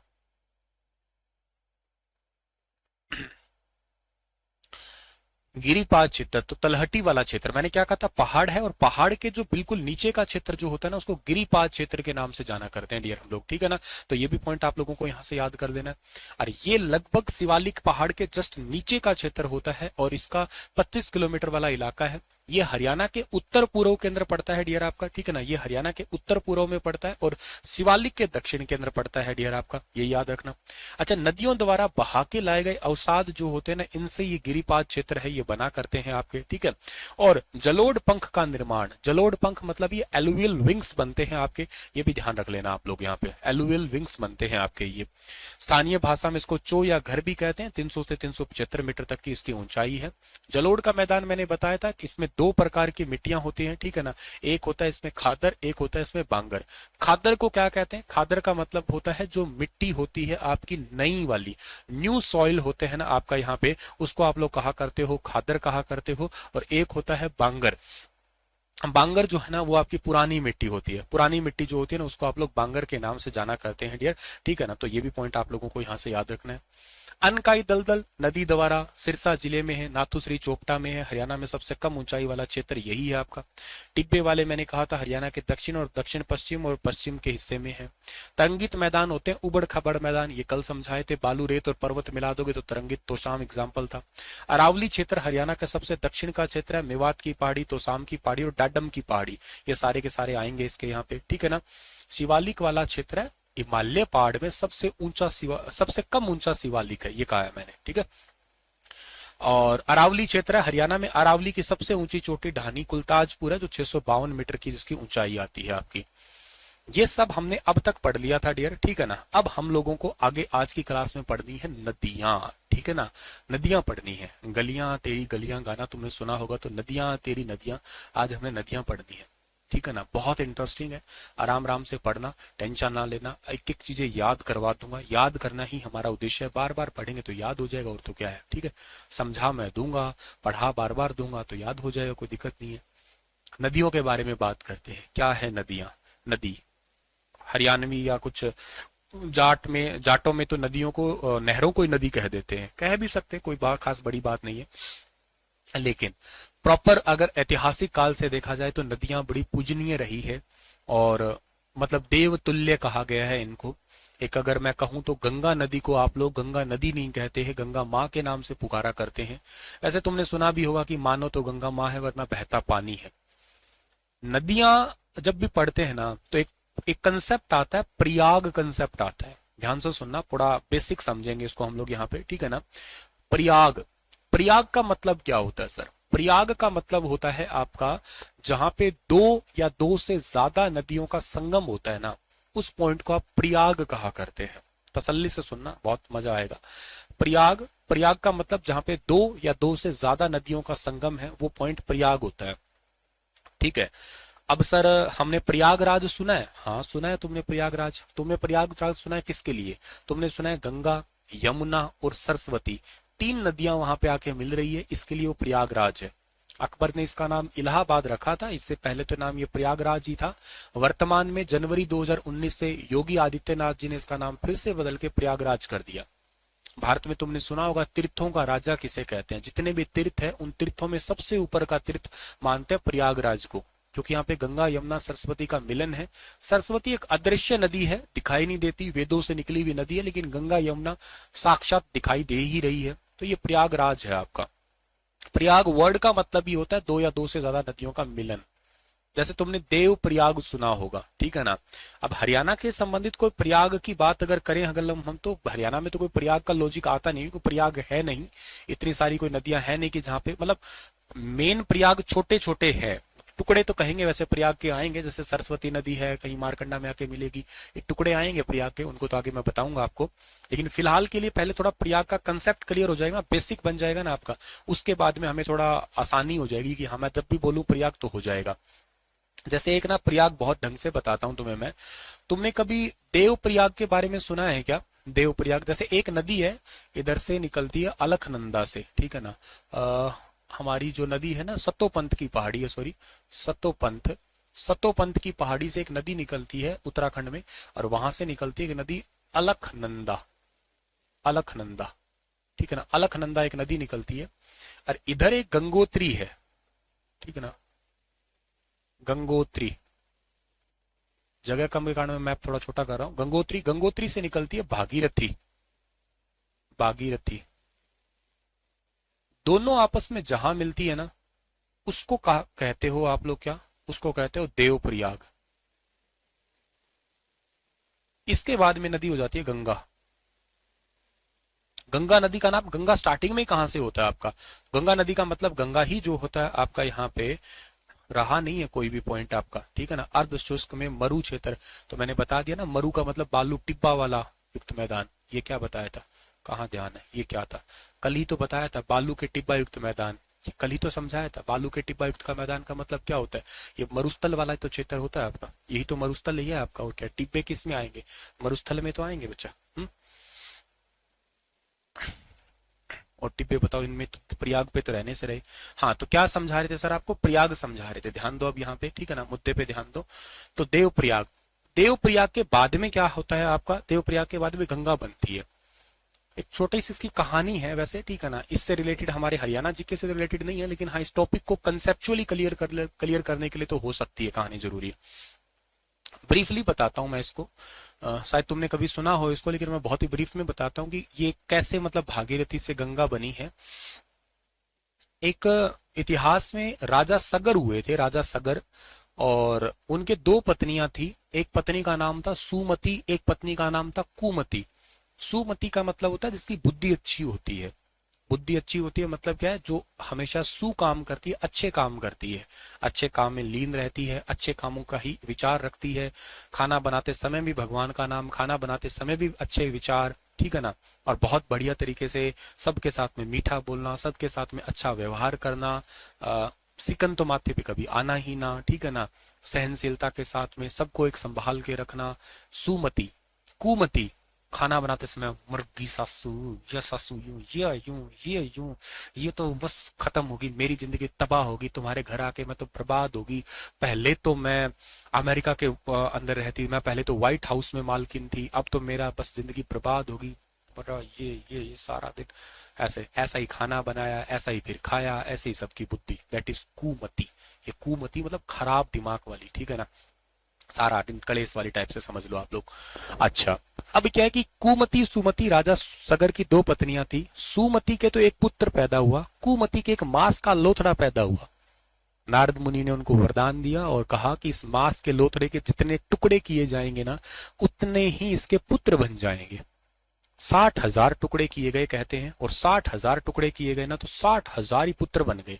पर 60,000 के 60,000 आरामखोर बने, क्योंकि वो कुमति के थे। एक आरामखोर भी नहीं संभल सकता, तो 60,000 तो कैसे संभलेंगे। उनको सेट करने के लिए हरियाणा का कैथल जिला है ना, आपको पता हो तो, और कैथल के कपिल मुनि, सुना हो आपने, कैथल के कपिल मुनि, कपिल मुनि जो थे ना वो तपस्या कर रहे थे। कपिल मुनि तपस्या कर रहे थे, और जब तपस्या कर रहे थे ना, तो उनको एक वरदान था कि उनकी तपस्या को कोई भंग करेगा ना तो उनकी आंखें खुलेगी, आंखों से ज्वाला निकलेगी, वो भस्म हो जाएंगे, जल के सारे भस्म हो जाएंगे, ऐसा उनके पास में वरदान था। अच्छा, तो उनकी लंबी लंबी जटाएं थी, उनका एक घोड़ा चुरा लिया नारद मुनि ने, घोड़ा चुरा के और कपिल मुनि के जटाओं का जो है ना वो बांध दिया है डियर, ठीक है ना, जटाओं से बांध दिया है, ठीक है ना। तो ये भी याद कर लेना, मेरा ब्याह नहीं हुआ, मेरी वाइफ की कोई बात ही ना करो, ठीक है ना। तो ये तो बात हुआ आपका, तो उनकी जटाओं से बांध दिया, तो उनकी जटाओं से बांध दिया, ठीक है। तो अब क्या हुआ कि जो वो 60,000 थे वो ढूंढते ढूंढते अपने घोड़े को आए, तो कपिल मुनि तपस्या कर रहे थे और उनकी जटाओं से घोड़ा बंधा हुआ था। उन्होंने आते ही मतलब इस तरीके से कहा कि ए मुनिवर, आप ढोंगी हैं, आपने हमारा घोड़ा चुरा लिया है। वो नहीं बोले, तपस्या में लीन थे। ठोकर मारी उनको, ठोकर मारी तो आंखें खुली, आंखें खुली तो सारे 60 के 60,000 जल के भस्म हो गए, सारे जल के भस्म हो गए। ऐसे लोग मरते हैं, उनको मुक्ति नहीं मिलती, मतलब मोक्ष की प्राप्ति नहीं होती, सो कोल्ड कहें तो हम लोग। तो उनको फिर बाद में जो उनका दूसरा भाई था, कुमति का जो बेटा था, तपस्या करने के लिए कहा गया कि अगर जमीन पे गंगा माँ आ गई ना तो इनकी मुक्ति हो सकती है, अदरवाइज कभी मुक्ति नहीं होगी इनकी। फिर उन्होंने 20,000 साल कहते तपस्या की। उस टाइम पे सतयुग हुआ करते थे तो लाखों साल उम्र हुआ करती थी। 20,000 साल तपस्या की, गंगा माँ नहीं आई। पीढ़ियों दर पीढ़ी तपस्या करते रहे हजारों सालों तक। उनमें एक राजा थे, राजा भगीरथ। राजा भगीरथ ने लगभग 5-5.5 हजार साल तपस्या की। गंगा माँ प्रसन्न हुई। गंगा माँ ने कहा कि मेरा धरती मेरा वेग सह नहीं पाएगी, बहुत प्रखर वेग है, बहुत तेज वेग है, धरती फट जाएगी। तो पहले भगवान शिव को मनाओ। भगवान शिव की गंगा जटाओं में, देखा ना, भगवान शिव की जटाओं से गंगा निकलती है, भगवान शिव की जटाओं में गंगा आई, फिर वहां से निकल के आगे कहाँ जाना है, जहां जहां मैं वहां चलूं वहां वहां। तो जहां जहां भागीरथ चले वहां वहां तक ये चली, इसलिए इसको यहां से यहां तक तो भागीरथी कहा करते हैं। इसके बाद में पूर्वज तो मोक्ष गति को मिल गए। आगे आगे भागीरथ जी ने तपस्या रिक्वेस्ट की कि ऐसा है कि जैसे आपने हमारे पूर्वजों को तार तार किया, ऐसे आप युगों युगों तक बहते रहिए और भविष्य में भी जो भी पूर्वज जिसके भी हैं उनके लिए भी ये बेनिफिशियल हो पाए। इसलिए फिर गंगा माँ युगों युगों तक बह रही है। और अब मरने के बाद में हमें भी लोटे में डाल के गंगा जी ले जाया करते हैं। मैं तो कहता हूँ कि जीते जी गंगा जी जा आया करो, क्या पता कोई तुम्हें भविष्य में लोटे में लेके जाए, इससे अच्छा कि जीते जी जाए आओ, बहुत ही बढ़िया रहेगा। हाँ, तो ये देव प्रयाग वो है, ये देव प्रयाग है आपका वो। तो प्रयाग वर्ड है, ये हरियाणा में आप कई जगह प्रयाग वर्ड यूज करूं तो समझ जाना, प्रयाग का मतलब मिलन है। यहाँ अलकनंदा और भागीरथी दोनों मिल रहे हैं, तो ये आपका प्रयाग है डियर, ठीक है ना। अलकनंदा और जो है ना ये दोनों मिलेंगे तो इससे क्या बन जाएगा आपका, यहाँ से बनेगा आपका प्रयाग। इसी को आप प्रयाग के नाम से जानेंगे, ठीक है। चलो अब आगे की बात अगर हम लोग करते हैं तो हरियाणा की ये सारी नदियां हैं, ये सारी की सारी नदियां हैं, ये आपके यहाँ पे, ठीक है ना। तो यहाँ पे क्या है, तो यहाँ पे क्या है कि यमुना, घग्गर, सरस्वती, मारकंडा, टांगरी, चोटांग, राक्षी, साहिबी, इंदौरी, कृष्णावती, दोहन, ये सारी नदियां हैं। अब इन सब नदियों की बात करें अगर हम लोग यहाँ पे, तो हम लोग अगर बात करें आगे यहाँ पे, तो सबसे पहले स्टार्ट करते हैं हरियाणा का अपवाह तंत्र। कॉपी निकाल लीजिएगा, पेन निकाल लीजिएगा, एक एक चीजें अब लिखने की स्टार्ट करना है डियर आप लोगों को, ठीक है ना। तो कैथल के कपिल मुनि थे, ये मत सुनना को कैथल में भस्म हुए थे, कैथल के कपिल मुनि थे, कैथल कपिल मुनि थे। वो तपस्या कैथल में नहीं कर रहे थे, वो तो मैंने रिलेट किया था आपको, ठीक है ना। वो तो पहाड़ों में, उधर उत्तराखंड वाले वहां पहाड़ों में तपस्या कर रहे थे। रिवर सिस्टम ऑफ हरियाणा यानी कि हरियाणा का अपवाह तंत्र की बात करेंगे हम लोग यहाँ पे, ठीक है ना। तो अब आगे की बात करें यहाँ पे, तो हरियाणा की नदियों का वर्णन कहाँ है। हरियाणा की नदियों का वर्णन आप लोग कॉपी पे लिखना, अब थोड़ा और सीरियस हो जाइएगा और आप लिखना स्टार्ट करिएगा। सबसे पहली बात, हरियाणा की नदियों का वर्णन जो है ना वो कहाँ है, वामन पुराण के अंदर किया गया है, ध्यान रखना। ऐसे कई सारे पुराण, कई सारे उपनिषद, ऐसे 108 उपनिषद रहे हैं, महाभारत हुई है, या हमारे भागवत कथाएं हुई है, या हमारे ऋग्वेद है। ऋग्वेद में क्या है, मतलब वेद क्या है, वेद भगवान को मनाने के हैं। और किस में मनाने के, वेद भगवान, वेदों में मंत्र होते हैं, मंत्रों के द्वारा भगवान को मनाना है। जैसे ओम विश्वानि देव सवितर दुरितानि परासु यद भद्र तन्न आस्वह, ऐसे वेदों के मंत्र हैं, जैसे मंत्रों से भगवान को मनाना है। अच्छा, इसके बाद में कोई भी भगवान के मंत्र हैं, मंत्रों से आप किसी तरीके से मना सकते हो। आप भी सिंपली जैसे अपने गुरुओं को मनाते हो ना, ओम गुरुर ब्रह्मा गुरुर विष्णु गुरुदेवो महेश्वराय गुरुर साक्षात परब्रह्म तस्मै श्री गुरुवे नमः, ध्यान मूलम गुरुर मूर्ति पूजा मूलम गुरुर पदम, मंत्र मूलम गुरुर वाक्यम, मोक्ष मूलम गुरु कृपा। आप अपने गुरुओं को मना रहे हो, किस तरीके से, आप मंत्रों से मनाते हो। गीता जी के अंदर भी जैसे गीता में जैसे श्लोक लिखे हुए हैं, जैसे धर्म क्षेत्रे कुरुक्षेत्रे समवेता युत्सवः माम कहा पांडवास्य किम कुरुत संजय, ये गीता जी का पहला श्लोक है। एक समय में गीता जी के टोटल 18 अध्याय में से मुझे 7 अध्याय कंठस्थ याद थे। सरल तो मुझे अभी भी है, 18 के 18 अध्याय सरल है एकदम, तो याद तो प्रैक्टिस के ऊपर है। मतलब बीच बीच में से मोटे मोटे कोई साथ बोलता है, गीत उच्चारण करता है उस श्लोकों का, तो मुझे याद आ जाते हैं, वो साथ के साथ से हो जाते हैं। तो ये श्लोक है, भगवान को मनाना है, मतलब मंत्रों के माध्यम से कह लो आप लोग। ऐसे ही सामवेद आया था, बाद में यजुर्वेद आया। सामवेद में भगवान को मनाना संगीत से, गा के मनाना है। उसके बाद में भगवान को मनाना है यज्ञ द्वारा, कर्म कांड के द्वारा। और अथर्ववेद के अंदर औषध है के साथ में टोने टोटके भी है, इसको ये कर दो, उसको वो कर दो, फलाना कर दो, धमकाना कर दो, वो अथर्ववेद के अंदर आपका। ऐसे ही फिर पुराण हुए, मत्स्य पुराण हुए, बहुत सारे ग्रंथ हुए हैं। उनमें एक ग्रंथ है वामन पुराण, और उस वामन पुराण में हरियाणा के नदियों का जिक्र है। तो छोटा सा सवाल बना कि हरियाणा राज्य की नदियों का जिक्र कहाँ है, तो हरियाणा राज्य की नदियों का जिक्र वामन पुराण में है। इस बात को यहां से याद कर लेना डियर, ठीक है ना। हरियाणा राज्य के जो है ना आप लोग नदियों का, हरियाणा राज्य के नदियों का वर्णन जो है ना वो वामन पुराण के अंदर है, ये याद रखना आप लोग। ये पहली पॉइंट है, आप लोगों को याद रख लेना। अच्छा सर, इसके बाद में अगली बात है कि हरियाणा की नदियों का वर्णन ऋषि कृष्ण वेद व्यास, ठीक है ना, या कृष्ण वेद व्यास कह लो, या पूरा नाम इनका कृष्ण देवपायन वेद व्यास, उनके द्वारा किया गया है। कृष्ण वेद व्यास देवपायन, मेरे चैनल स्टार IQ पे एक 1.5 घंटे का एक महाभारत का वीडियो है, 1.5-2 घंटे का, उसमें कंप्लीट महाभारत मैंने करवा रखी है। हालांकि आपको भी एक वीडियो दे दूंगा मैं महाभारत का, जिसके अंदर आप देख पाएंगे पूरी। वैसे तो महाभारत एग्जाम के लिए एचटेट एग्जाम ओरिएंटेड इतनी ज्यादा जरूरी तो नहीं होती है, पर हाँ ठीक है, मोटे मोटे तौर पर उसको सुन लेना ज्यादा ही जरूरी रहेगा। इतना तो याद कर लेना कि महर्षि कृष्ण देवपायन वेद व्यास ये यमुना नदी के किनारे जन्म हुआ था इनका। थोड़ा सा सांवला रंग था इनका, और वेद व्यास इनका नाम था। इन्होंने हरियाणा की नदियों का जिक्र किया है, हरियाणा की नदियों का वर्णन किया है। तो 2 सवाल बताए मैंने। पहला कि हरियाणा का नदियों का जिक्र कहाँ पे किया है, वामन पुराण में किया गया है। और हरियाणा का नदियों का जिक्र किया किसने है, तो हरियाणा का नदियों का जिक्र जो है ना, वो आपको याद रख लेना है कि ऋषि कृष्ण वेदव्यास के द्वारा किया गया है, ऋषि कृष्ण वेदव्यास के द्वारा। अब ये है कि नदियां एक्चुअली पुराने जमाने से ही वेरी इंपॉर्टेंट रही थी। किसके लिए, स्पिरिचुअलिटी को देखा जाए तो बहुत इंपॉर्टेंट रही थी, मतलब अध्यात्म को देखा जाए तो बड़ी बड़ी इंपॉर्टेंट रही थी। अध्यात्म के लिए सबसे ज्यादा ये इंपॉर्टेंट रही थी, याद रखना। अध्यात्म के लिए इंपॉर्टेंट रही थी मतलब क्या सर, क्योंकि लोग नदियों को देव तुल्य मान रहे हैं, भगवान के समान ही दर्जा दे रहे हैं। और अगर बात करते हैं इसको थोड़ा ज्योग्राफी स्ट्रक्चर से समझने की, तो ये हमारे वो एरिया का पार्ट होती है जिससे एग्रीकल्चर फर्टाइल लैंड वाला मतलब एग्रीकल्चर एरिया होता है, जो यहाँ की उपजाऊ भूमि होती है बहुत ज्यादा। तो अगर आप देखो इकोनॉमिक एक्टिविटी के हिसाब से, यानी कि जो हमारा आर्थिक स्थिति है उसको भी बढ़ा देती है ये। अगर आपने कभी इतिहास को पढ़े हैं तो इतिहास में कभी तुमने मगध को पढ़ा होगा। 16 महाजनपद हुआ करते थे, और 16 महाजनपद में एक महाजनपद था मगध। मगध को कभी तुमने पढ़ा हो, मगध पाटलिपुत्र तुमने सुना हो, तो सभी राजा जो है ना वो मगध पे कब्जा करते थे। क्यों करते थे, उसकी वजह ये थी कि ये दोआओं में बसा था, गंगा यमुना के क्षेत्र में बसा था। ऐसे इलाके जहां पे जमीन बड़ी उपजाऊ हो, ऐसे इलाके जहां पे एरिया प्लेन होता है, ऐसे इलाके जहां पे जो है ना आप पेड़ पौधे ज्यादा उग सकते हैं, फल फ्रूट भी मिल सकते हैं। और ये बात हमेशा याद रखना, जहां पे नदियां होती है ना वहां पे दुनिया भर के अंदर पॉपुलेशन भी ज्यादा होगी, काम भी एक्टिविटी के हिसाब से ज्यादा। अभी आप एक बात अंदाजा लगाओ, गंगा नदी हमारे भारत में 5 राज्यों से बहती है। उत्तराखंड से बहती है, उसके बाद यूपी में आती है, फिर बिहार में आती है, फिर झारखंड में आती है, फिर पश्चिम बंगाल में आती है। ये 5 राज्य है ना, उत्तराखंड है, बिहार है, झारखंड है, उत्तराखंड है और यूपी है, बिहार है, झारखंड है और वेस्ट बंगाल है।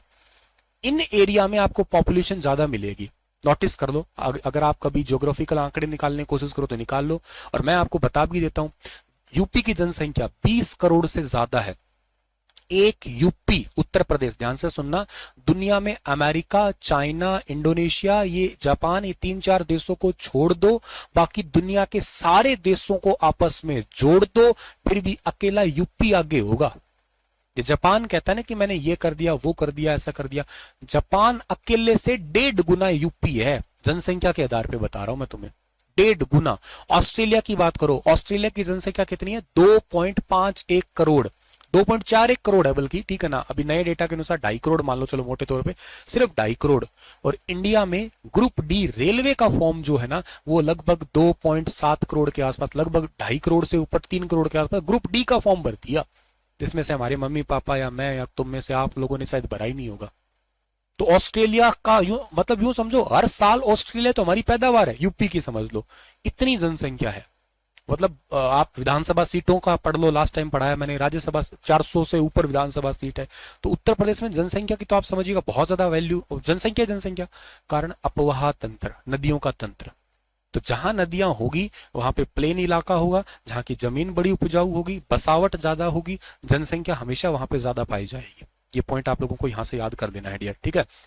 अच्छा सर, वो बात अलग है कि हाँ जनसंख्या, आप सोच लो कि जनसंख्या ज्यादा होगी तो फिर हम बहुत आगे चले गए, नहीं, टेक्नोलॉजिकल हम बहुत पीछे चले गए। ज्यादा जनसंख्या होते ही दिक्कत आपकी आ जाती है, जॉब की, रिसोर्सेज की, वो सारी प्रॉब्लम हो जाती है। अकेले जनसंख्या ज्यादा करने से कुछ नहीं होता है, इसलिए टेक्नोलॉजिकल एडवांसमेंट में फिर जापान कह लो या बहुत कुछ आगे कह लो, मतलब यूं आप नीचा नहीं दिखा सकते, टेक्नोलॉजी में हमसे बहुत कई गुना आगे चले गए। ये कम जनसंख्या वाले, जैसे फिनलैंड है, most happiest country in the world, सबसे खुशहाल देश है, जनसंख्या इतू भर की है। डेनमार्क है, फिनलैंड है, नॉर्वे है, स्वीडन है, छोटे छोटे देश है, जनसंख्या थोड़ी थोड़ी है इनकी, थोड़ी जनसंख्या तो रिसोर्सेज पे इक्वली मैनेजमेंट हो जाते हैं, ठीक है ना।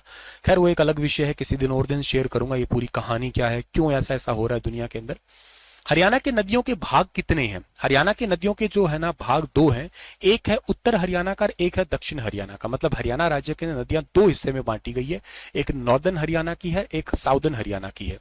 अगर इसको बड़ा कॉमन सेंस में समझने की कोशिश की जाए तो देखो, ये उत्तर हरियाणा की नदी और ये दक्षिण हरियाणा ये रहा आपका।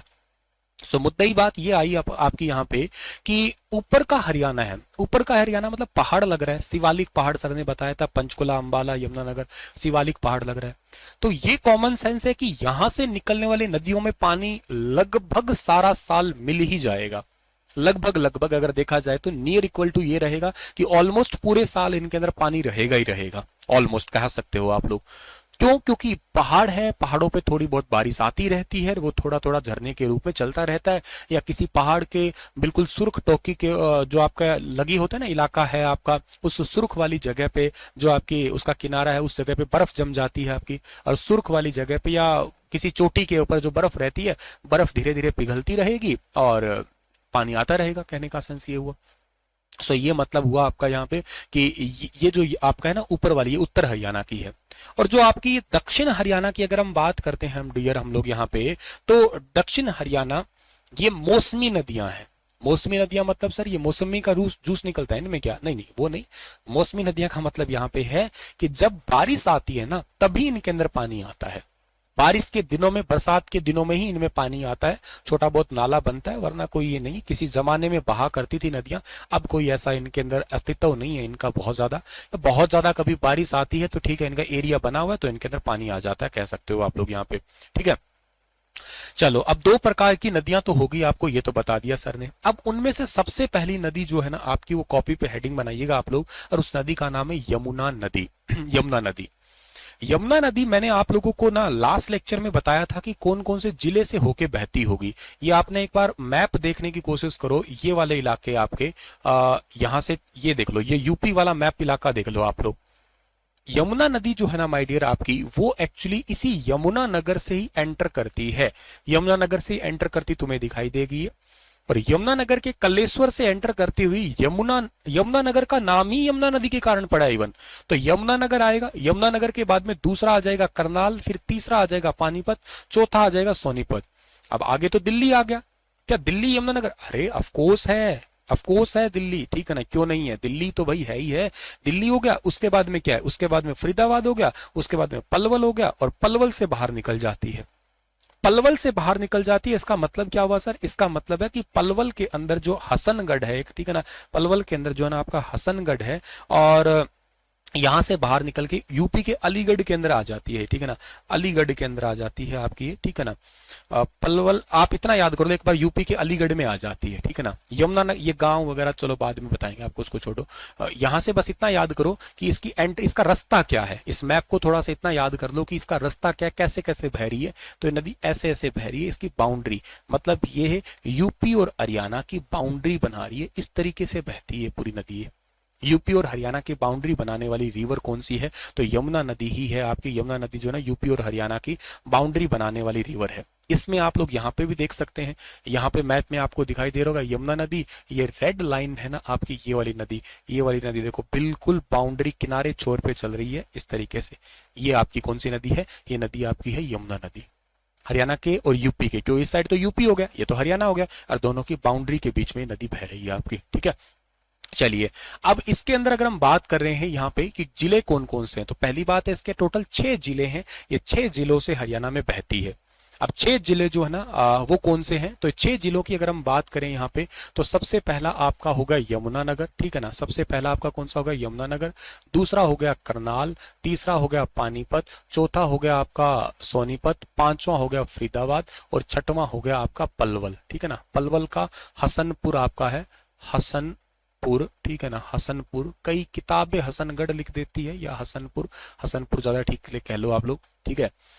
हसनपुर हालांकि एक सोनीपत में भी है, उससे भी कंफ्यूज हो सकते हैं क्योंकि वहां पे आंगनवाड़ी केंद्र खुला था सबसे पहले, तो उससे कंफ्यूजन हो जाता है, तो कई जगह हसनगढ़ भी लिख लेते हैं।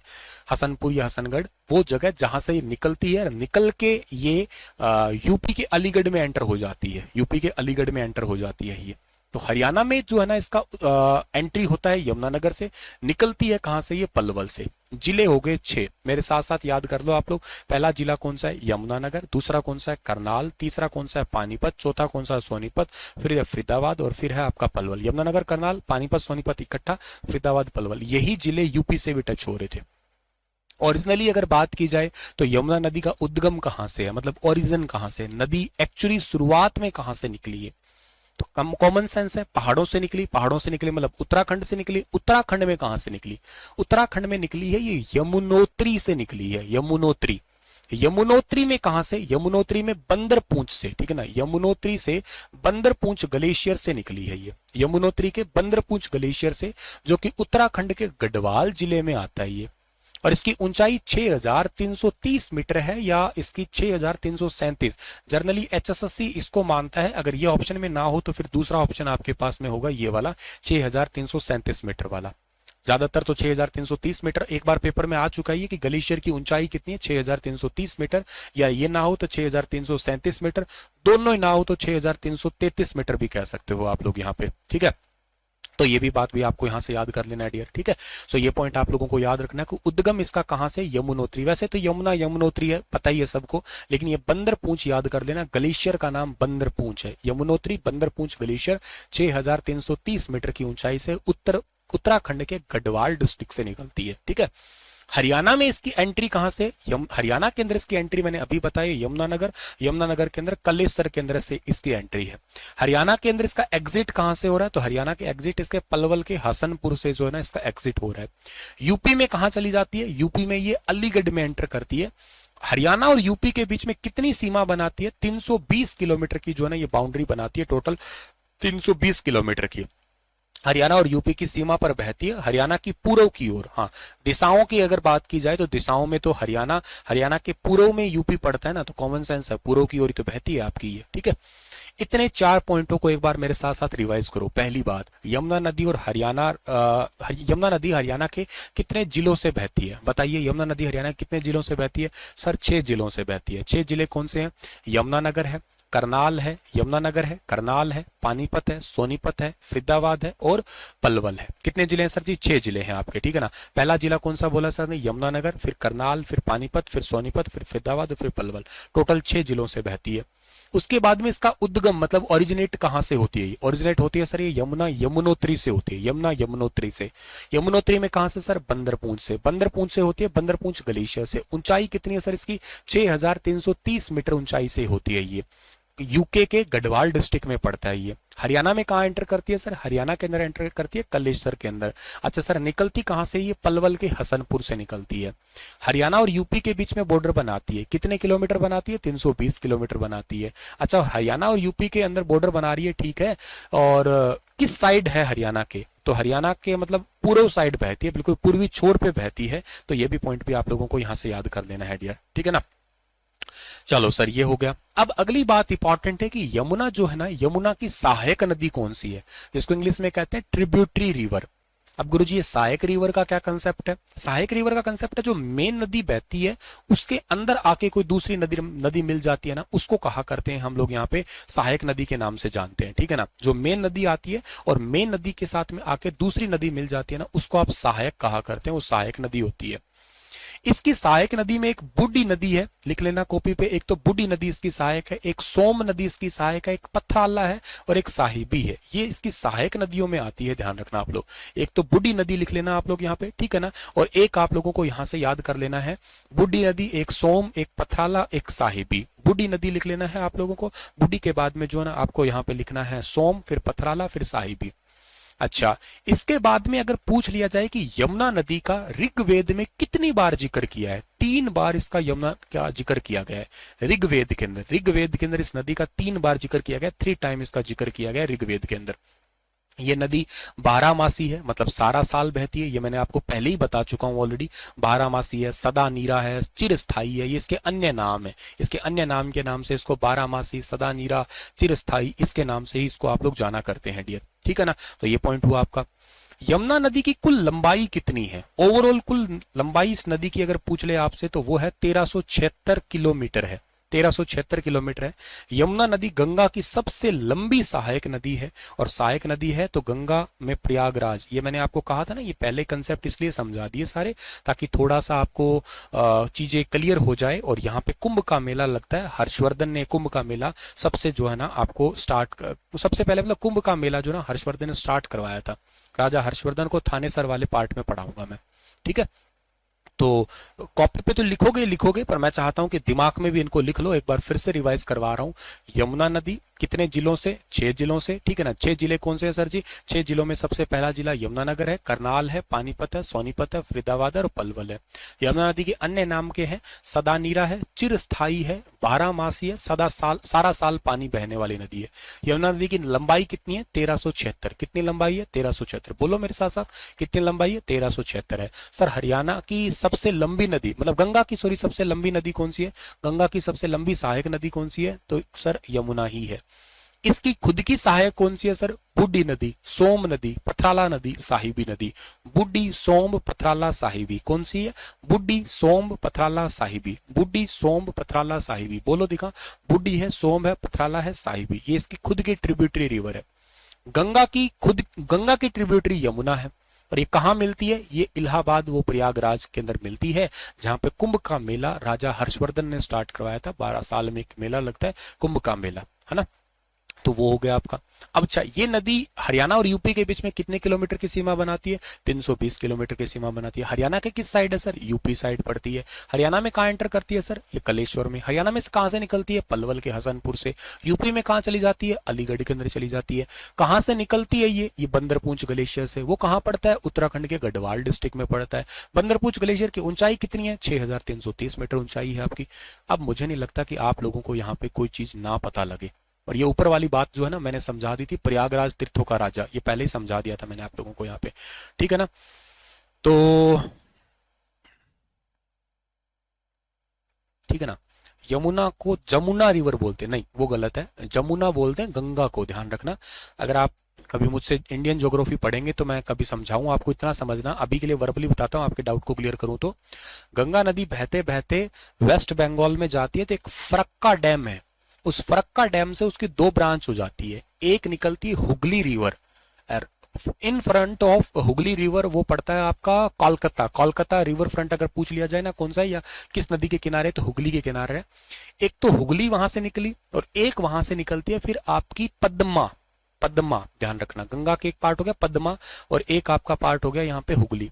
पद्मा आगे गई, उधर से आती है एक आपकी ब्रह्मपुत्रा रिवर आती है, ठीक है ना। ये जमुना ब्रह्मपुत्र का नाम है। तो आपकी ब्रह्मपुत्रा आती है कहां से निकल के? ये ब्रह्मपुत्रा निकल के आती है तिब्बत के मानसरोवर से, जो एक चेमा युंगदुंग दर्रा है, उस दर्राओं से निकल के आती है। वहां पे दर्रा है बहुत सारे, राकसताल, चेमा युंगदुंग, ठीक है ना, कई सारे दर्रा। वहां तसांगपोर, नामचा बरवा से आगे दिहांग और ब्रह्मपुत्र और करके ये जब आती है वहां पे, जहां पे वेस्ट बंगाल का सुंदरबन डेल्टा है, वहां पे इसका नाम होता है जमुना। ब्रह्मपुत्र का नाम जमुना है, गंगा का नाम पद्मा है। जमुना और पद्मा मिला के दुनिया का सबसे बड़ा delta, world largest delta, that is Sundarban delta, वो क्रिएट करती है। तो जमुना तो आप वहां उसको बोलते हो, ये जमुना आप बोलने में बोल देते हैं, तेरी जमुना का मीठा मीठा पानी मटकिया भर लेने दे, तो वो तो हमारे हिसाब से है, लेकिन इसका एक्चुअल नाम तो यमुना है। जमुना तट पे वो आप अपनी लोकल लैंग्वेज में टच आता है वो, ठीक है, लेकिन ऐसा है नहीं, ठीक है। तो बोलते हैं उसको ज्योग्राफिकल वाइज यमुना ही है, ठीक है ना, किताबों की वाइज तुम बोलो कहीं से, वो बात अलग है आपका यहाँ पे, ठीक है। चलो खैर, ये तो बात समझ में आ गई, ये पूरा समझ में आ गया, याद हो गया होगा आप लोगों को। हाँ,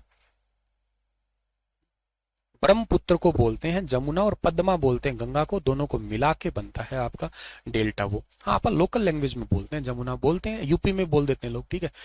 मेरे हिसाब से यमुना नदी याद होगी सबको, ठीक है ना, दोबारा रिवाइज करवाने की जरूरत पड़ेगी तो हम बाद में देखेंगे। दूसरे नंबर की नदी आती है घग्गर नदी। घग्गर नदी एक पेज में है ना, पूरी हो जाएगी। घग्गर तो आज पूरी और करवा देता हूँ, ठीक है ना। अब जो है ना आपका आगे जाके मेघना होते हैं, उसके बाद में आगे मेघना एक धारा बन जाती है, और वो आगे बांग्लादेश में निकल जाती है फिर, ठीक है ना। वही तो मेघना इकट्ठी होके जो उधर मणिपुर से निकल के उधर से आती है। घग्गर नदी हरियाणा की सबसे प्रदूषित नदी है, ध्यान रखिएगा आप लोग, ठीक है ना। हरियाणा की सबसे प्रदूषित नदी, हरियाणा की मोस्ट पॉल्यूटेड रिवर है, क्योंकि मैंने अभी बताया था ना, रतिया वाला बताया था, इसको नीली बोलते हैं, नाली बोलते हैं, कह सकते हो आप लोग ये, ठीक है। मौसमी नदी है, पहली तो बात, मौसमी जब बारिश आती है ना तब इसमें भयंकर पानी आता है। और इस बार देखा ही था तुम लोगों ने हाल तो, हाँ इस बार तो हाल तुमने बहुत गजब का देखा होता, हाल तो बेहाल ही कर दिया था। हाल क्या बताएं, दिलों का हाल तो बस पूछो मत, क्या गजब का किया था, एकदम उबड़ खाबड़ सब इलाका कर दिया था। और हजारों करोड़ का नुकसान हुआ था, कह सकते हो आप लोग, कई सौ करोड़ का। हरियाणा की सबसे लंबी मौसमी नदी है, हाँ ये बड़ी इंटरेस्टिंग बात है, सबसे लंबी है।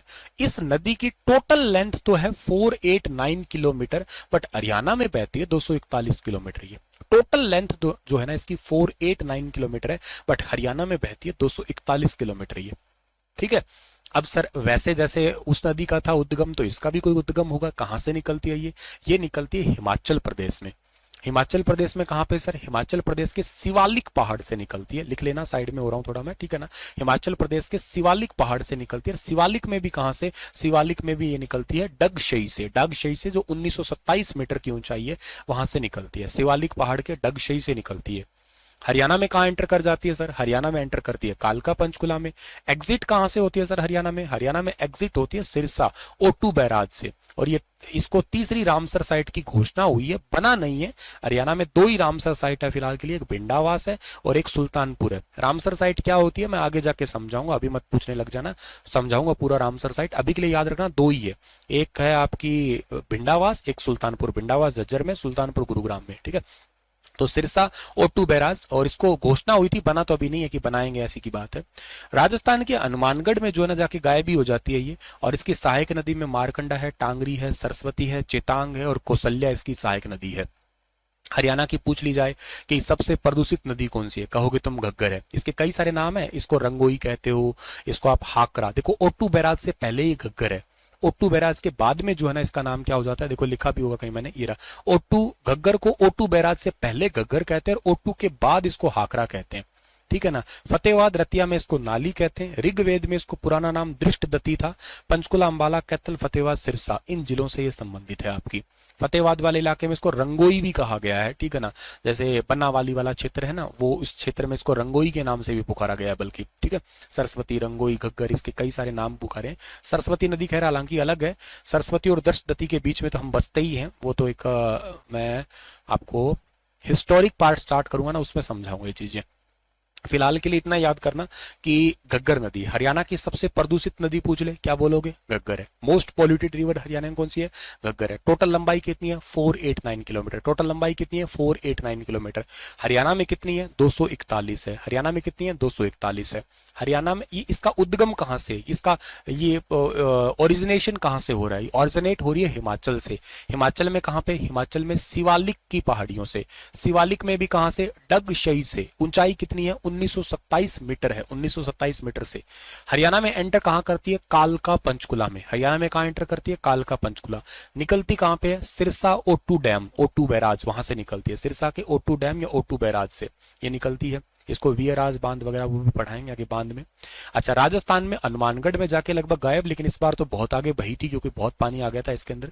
इसकी सहायक नदी कौन सी है, चौतांग इसकी सहायक नदी है। मारकंडा इसकी सहायक नदी है। टांगरी, सरस्वती, चौतांग और के साथ में जो है ना आपकी कौशल्या। मारकंडा, सरस्वती, ये बड़ी इंपॉर्टेंट नदी है, इसकी सहायक मारकंडा, सरस्वती, टांगरी, चेतांग और कौशल्या, ये इसकी सहायक नदियों में आते हैं आपके, ठीक है ना।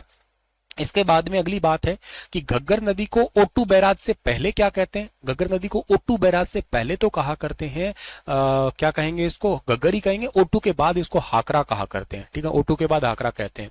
फतेहाबाद रतिया में इसको नाली कहते हैं, पुराना नाम इसका दष्टदती था, याद रखना। हरियाणा के कौन कौन से जिले से है, तो ये ऊपर ऊपर वाले जिले हैं आपकी। ये भी पंचकुला से तो निकल आई रही हरियाणा में, तो पंचकुला तो हो ही गया, अंबाला भी हो गया। कैथल, फतेहाबाद, सिरसा, इन जिलों के अंदर भी ये नदी बहती है, ठीक है। चलो, तो ये भी पॉइंट भी आप लोगों को यहां से याद कर लेना है डियर, ठीक है। तो वेरी इंपॉर्टेंट है। सो साहिबी, हाँ यमुना की सहायक नदी है, मैंने अभी बताया था, ये शायद ये रहा, साहिबी यमुना की सहायक है आपकी। तो मैं वर्बली फिर बता रहा हूँ कौन सी नदी पढ़ाई मैंने आपको नदियों का पूरा बेसिक समझाया, पुराना रिवाइज करवाया, आगे नया स्टार्ट करवाया। दो नदियां जिसमें पूरी करवा दी आपको मैंने, ठीक है ना। एक यमुना नदी है, यमुना नदी में यमुनानगर, करनाल, पानीपत, सोनीपत और फरीदाबाद, पलवल ये जिले आते हैं। उद्गम कहाँ से निकलती है बता दिया मैंने आपको, ये यमुनोत्री से, और यमुनोत्री में बंदरपूंछ ग्लेशियर से। उत्तराखंड के अंदर गढ़वाल डिस्ट्रिक्ट में जो आता है 6330 मीटर की जिसकी ऊंचाई है। हरियाणा में एंटर करती है कलेसर यमुनानगर से, हरियाणा से बाहर हो जाती है कहाँ से, पलवल हसनपुर से। टोटल हरियाणा और जो क्या कहते हैं यूपी के बीच में 320 किलोमीटर की सीमा बनाती है, हरियाणा के पूर्व ओर। बारामासी सदा नीरा चिरस्थाई इसका नाम है। इसकी जो सहायक नदी है वो बूढ़ी है, सोम है, पथराला है, साहिबी है, ये इसकी सहायक नदी है। ये खुद सबसे लंबी सहायक नदी है गंगा की। गंगा के साथ ये मिलती है प्रयागराज के अंदर जाके, और वही जगह जो है ना आपकी, वो वहां पे कुंभ मेला जिसने स्टार्ट करवाया था वो राजा हर्षवर्धन थे। प्रयागराज, इसको तीर्थों का राजा भी कहा करते हो आप लोग।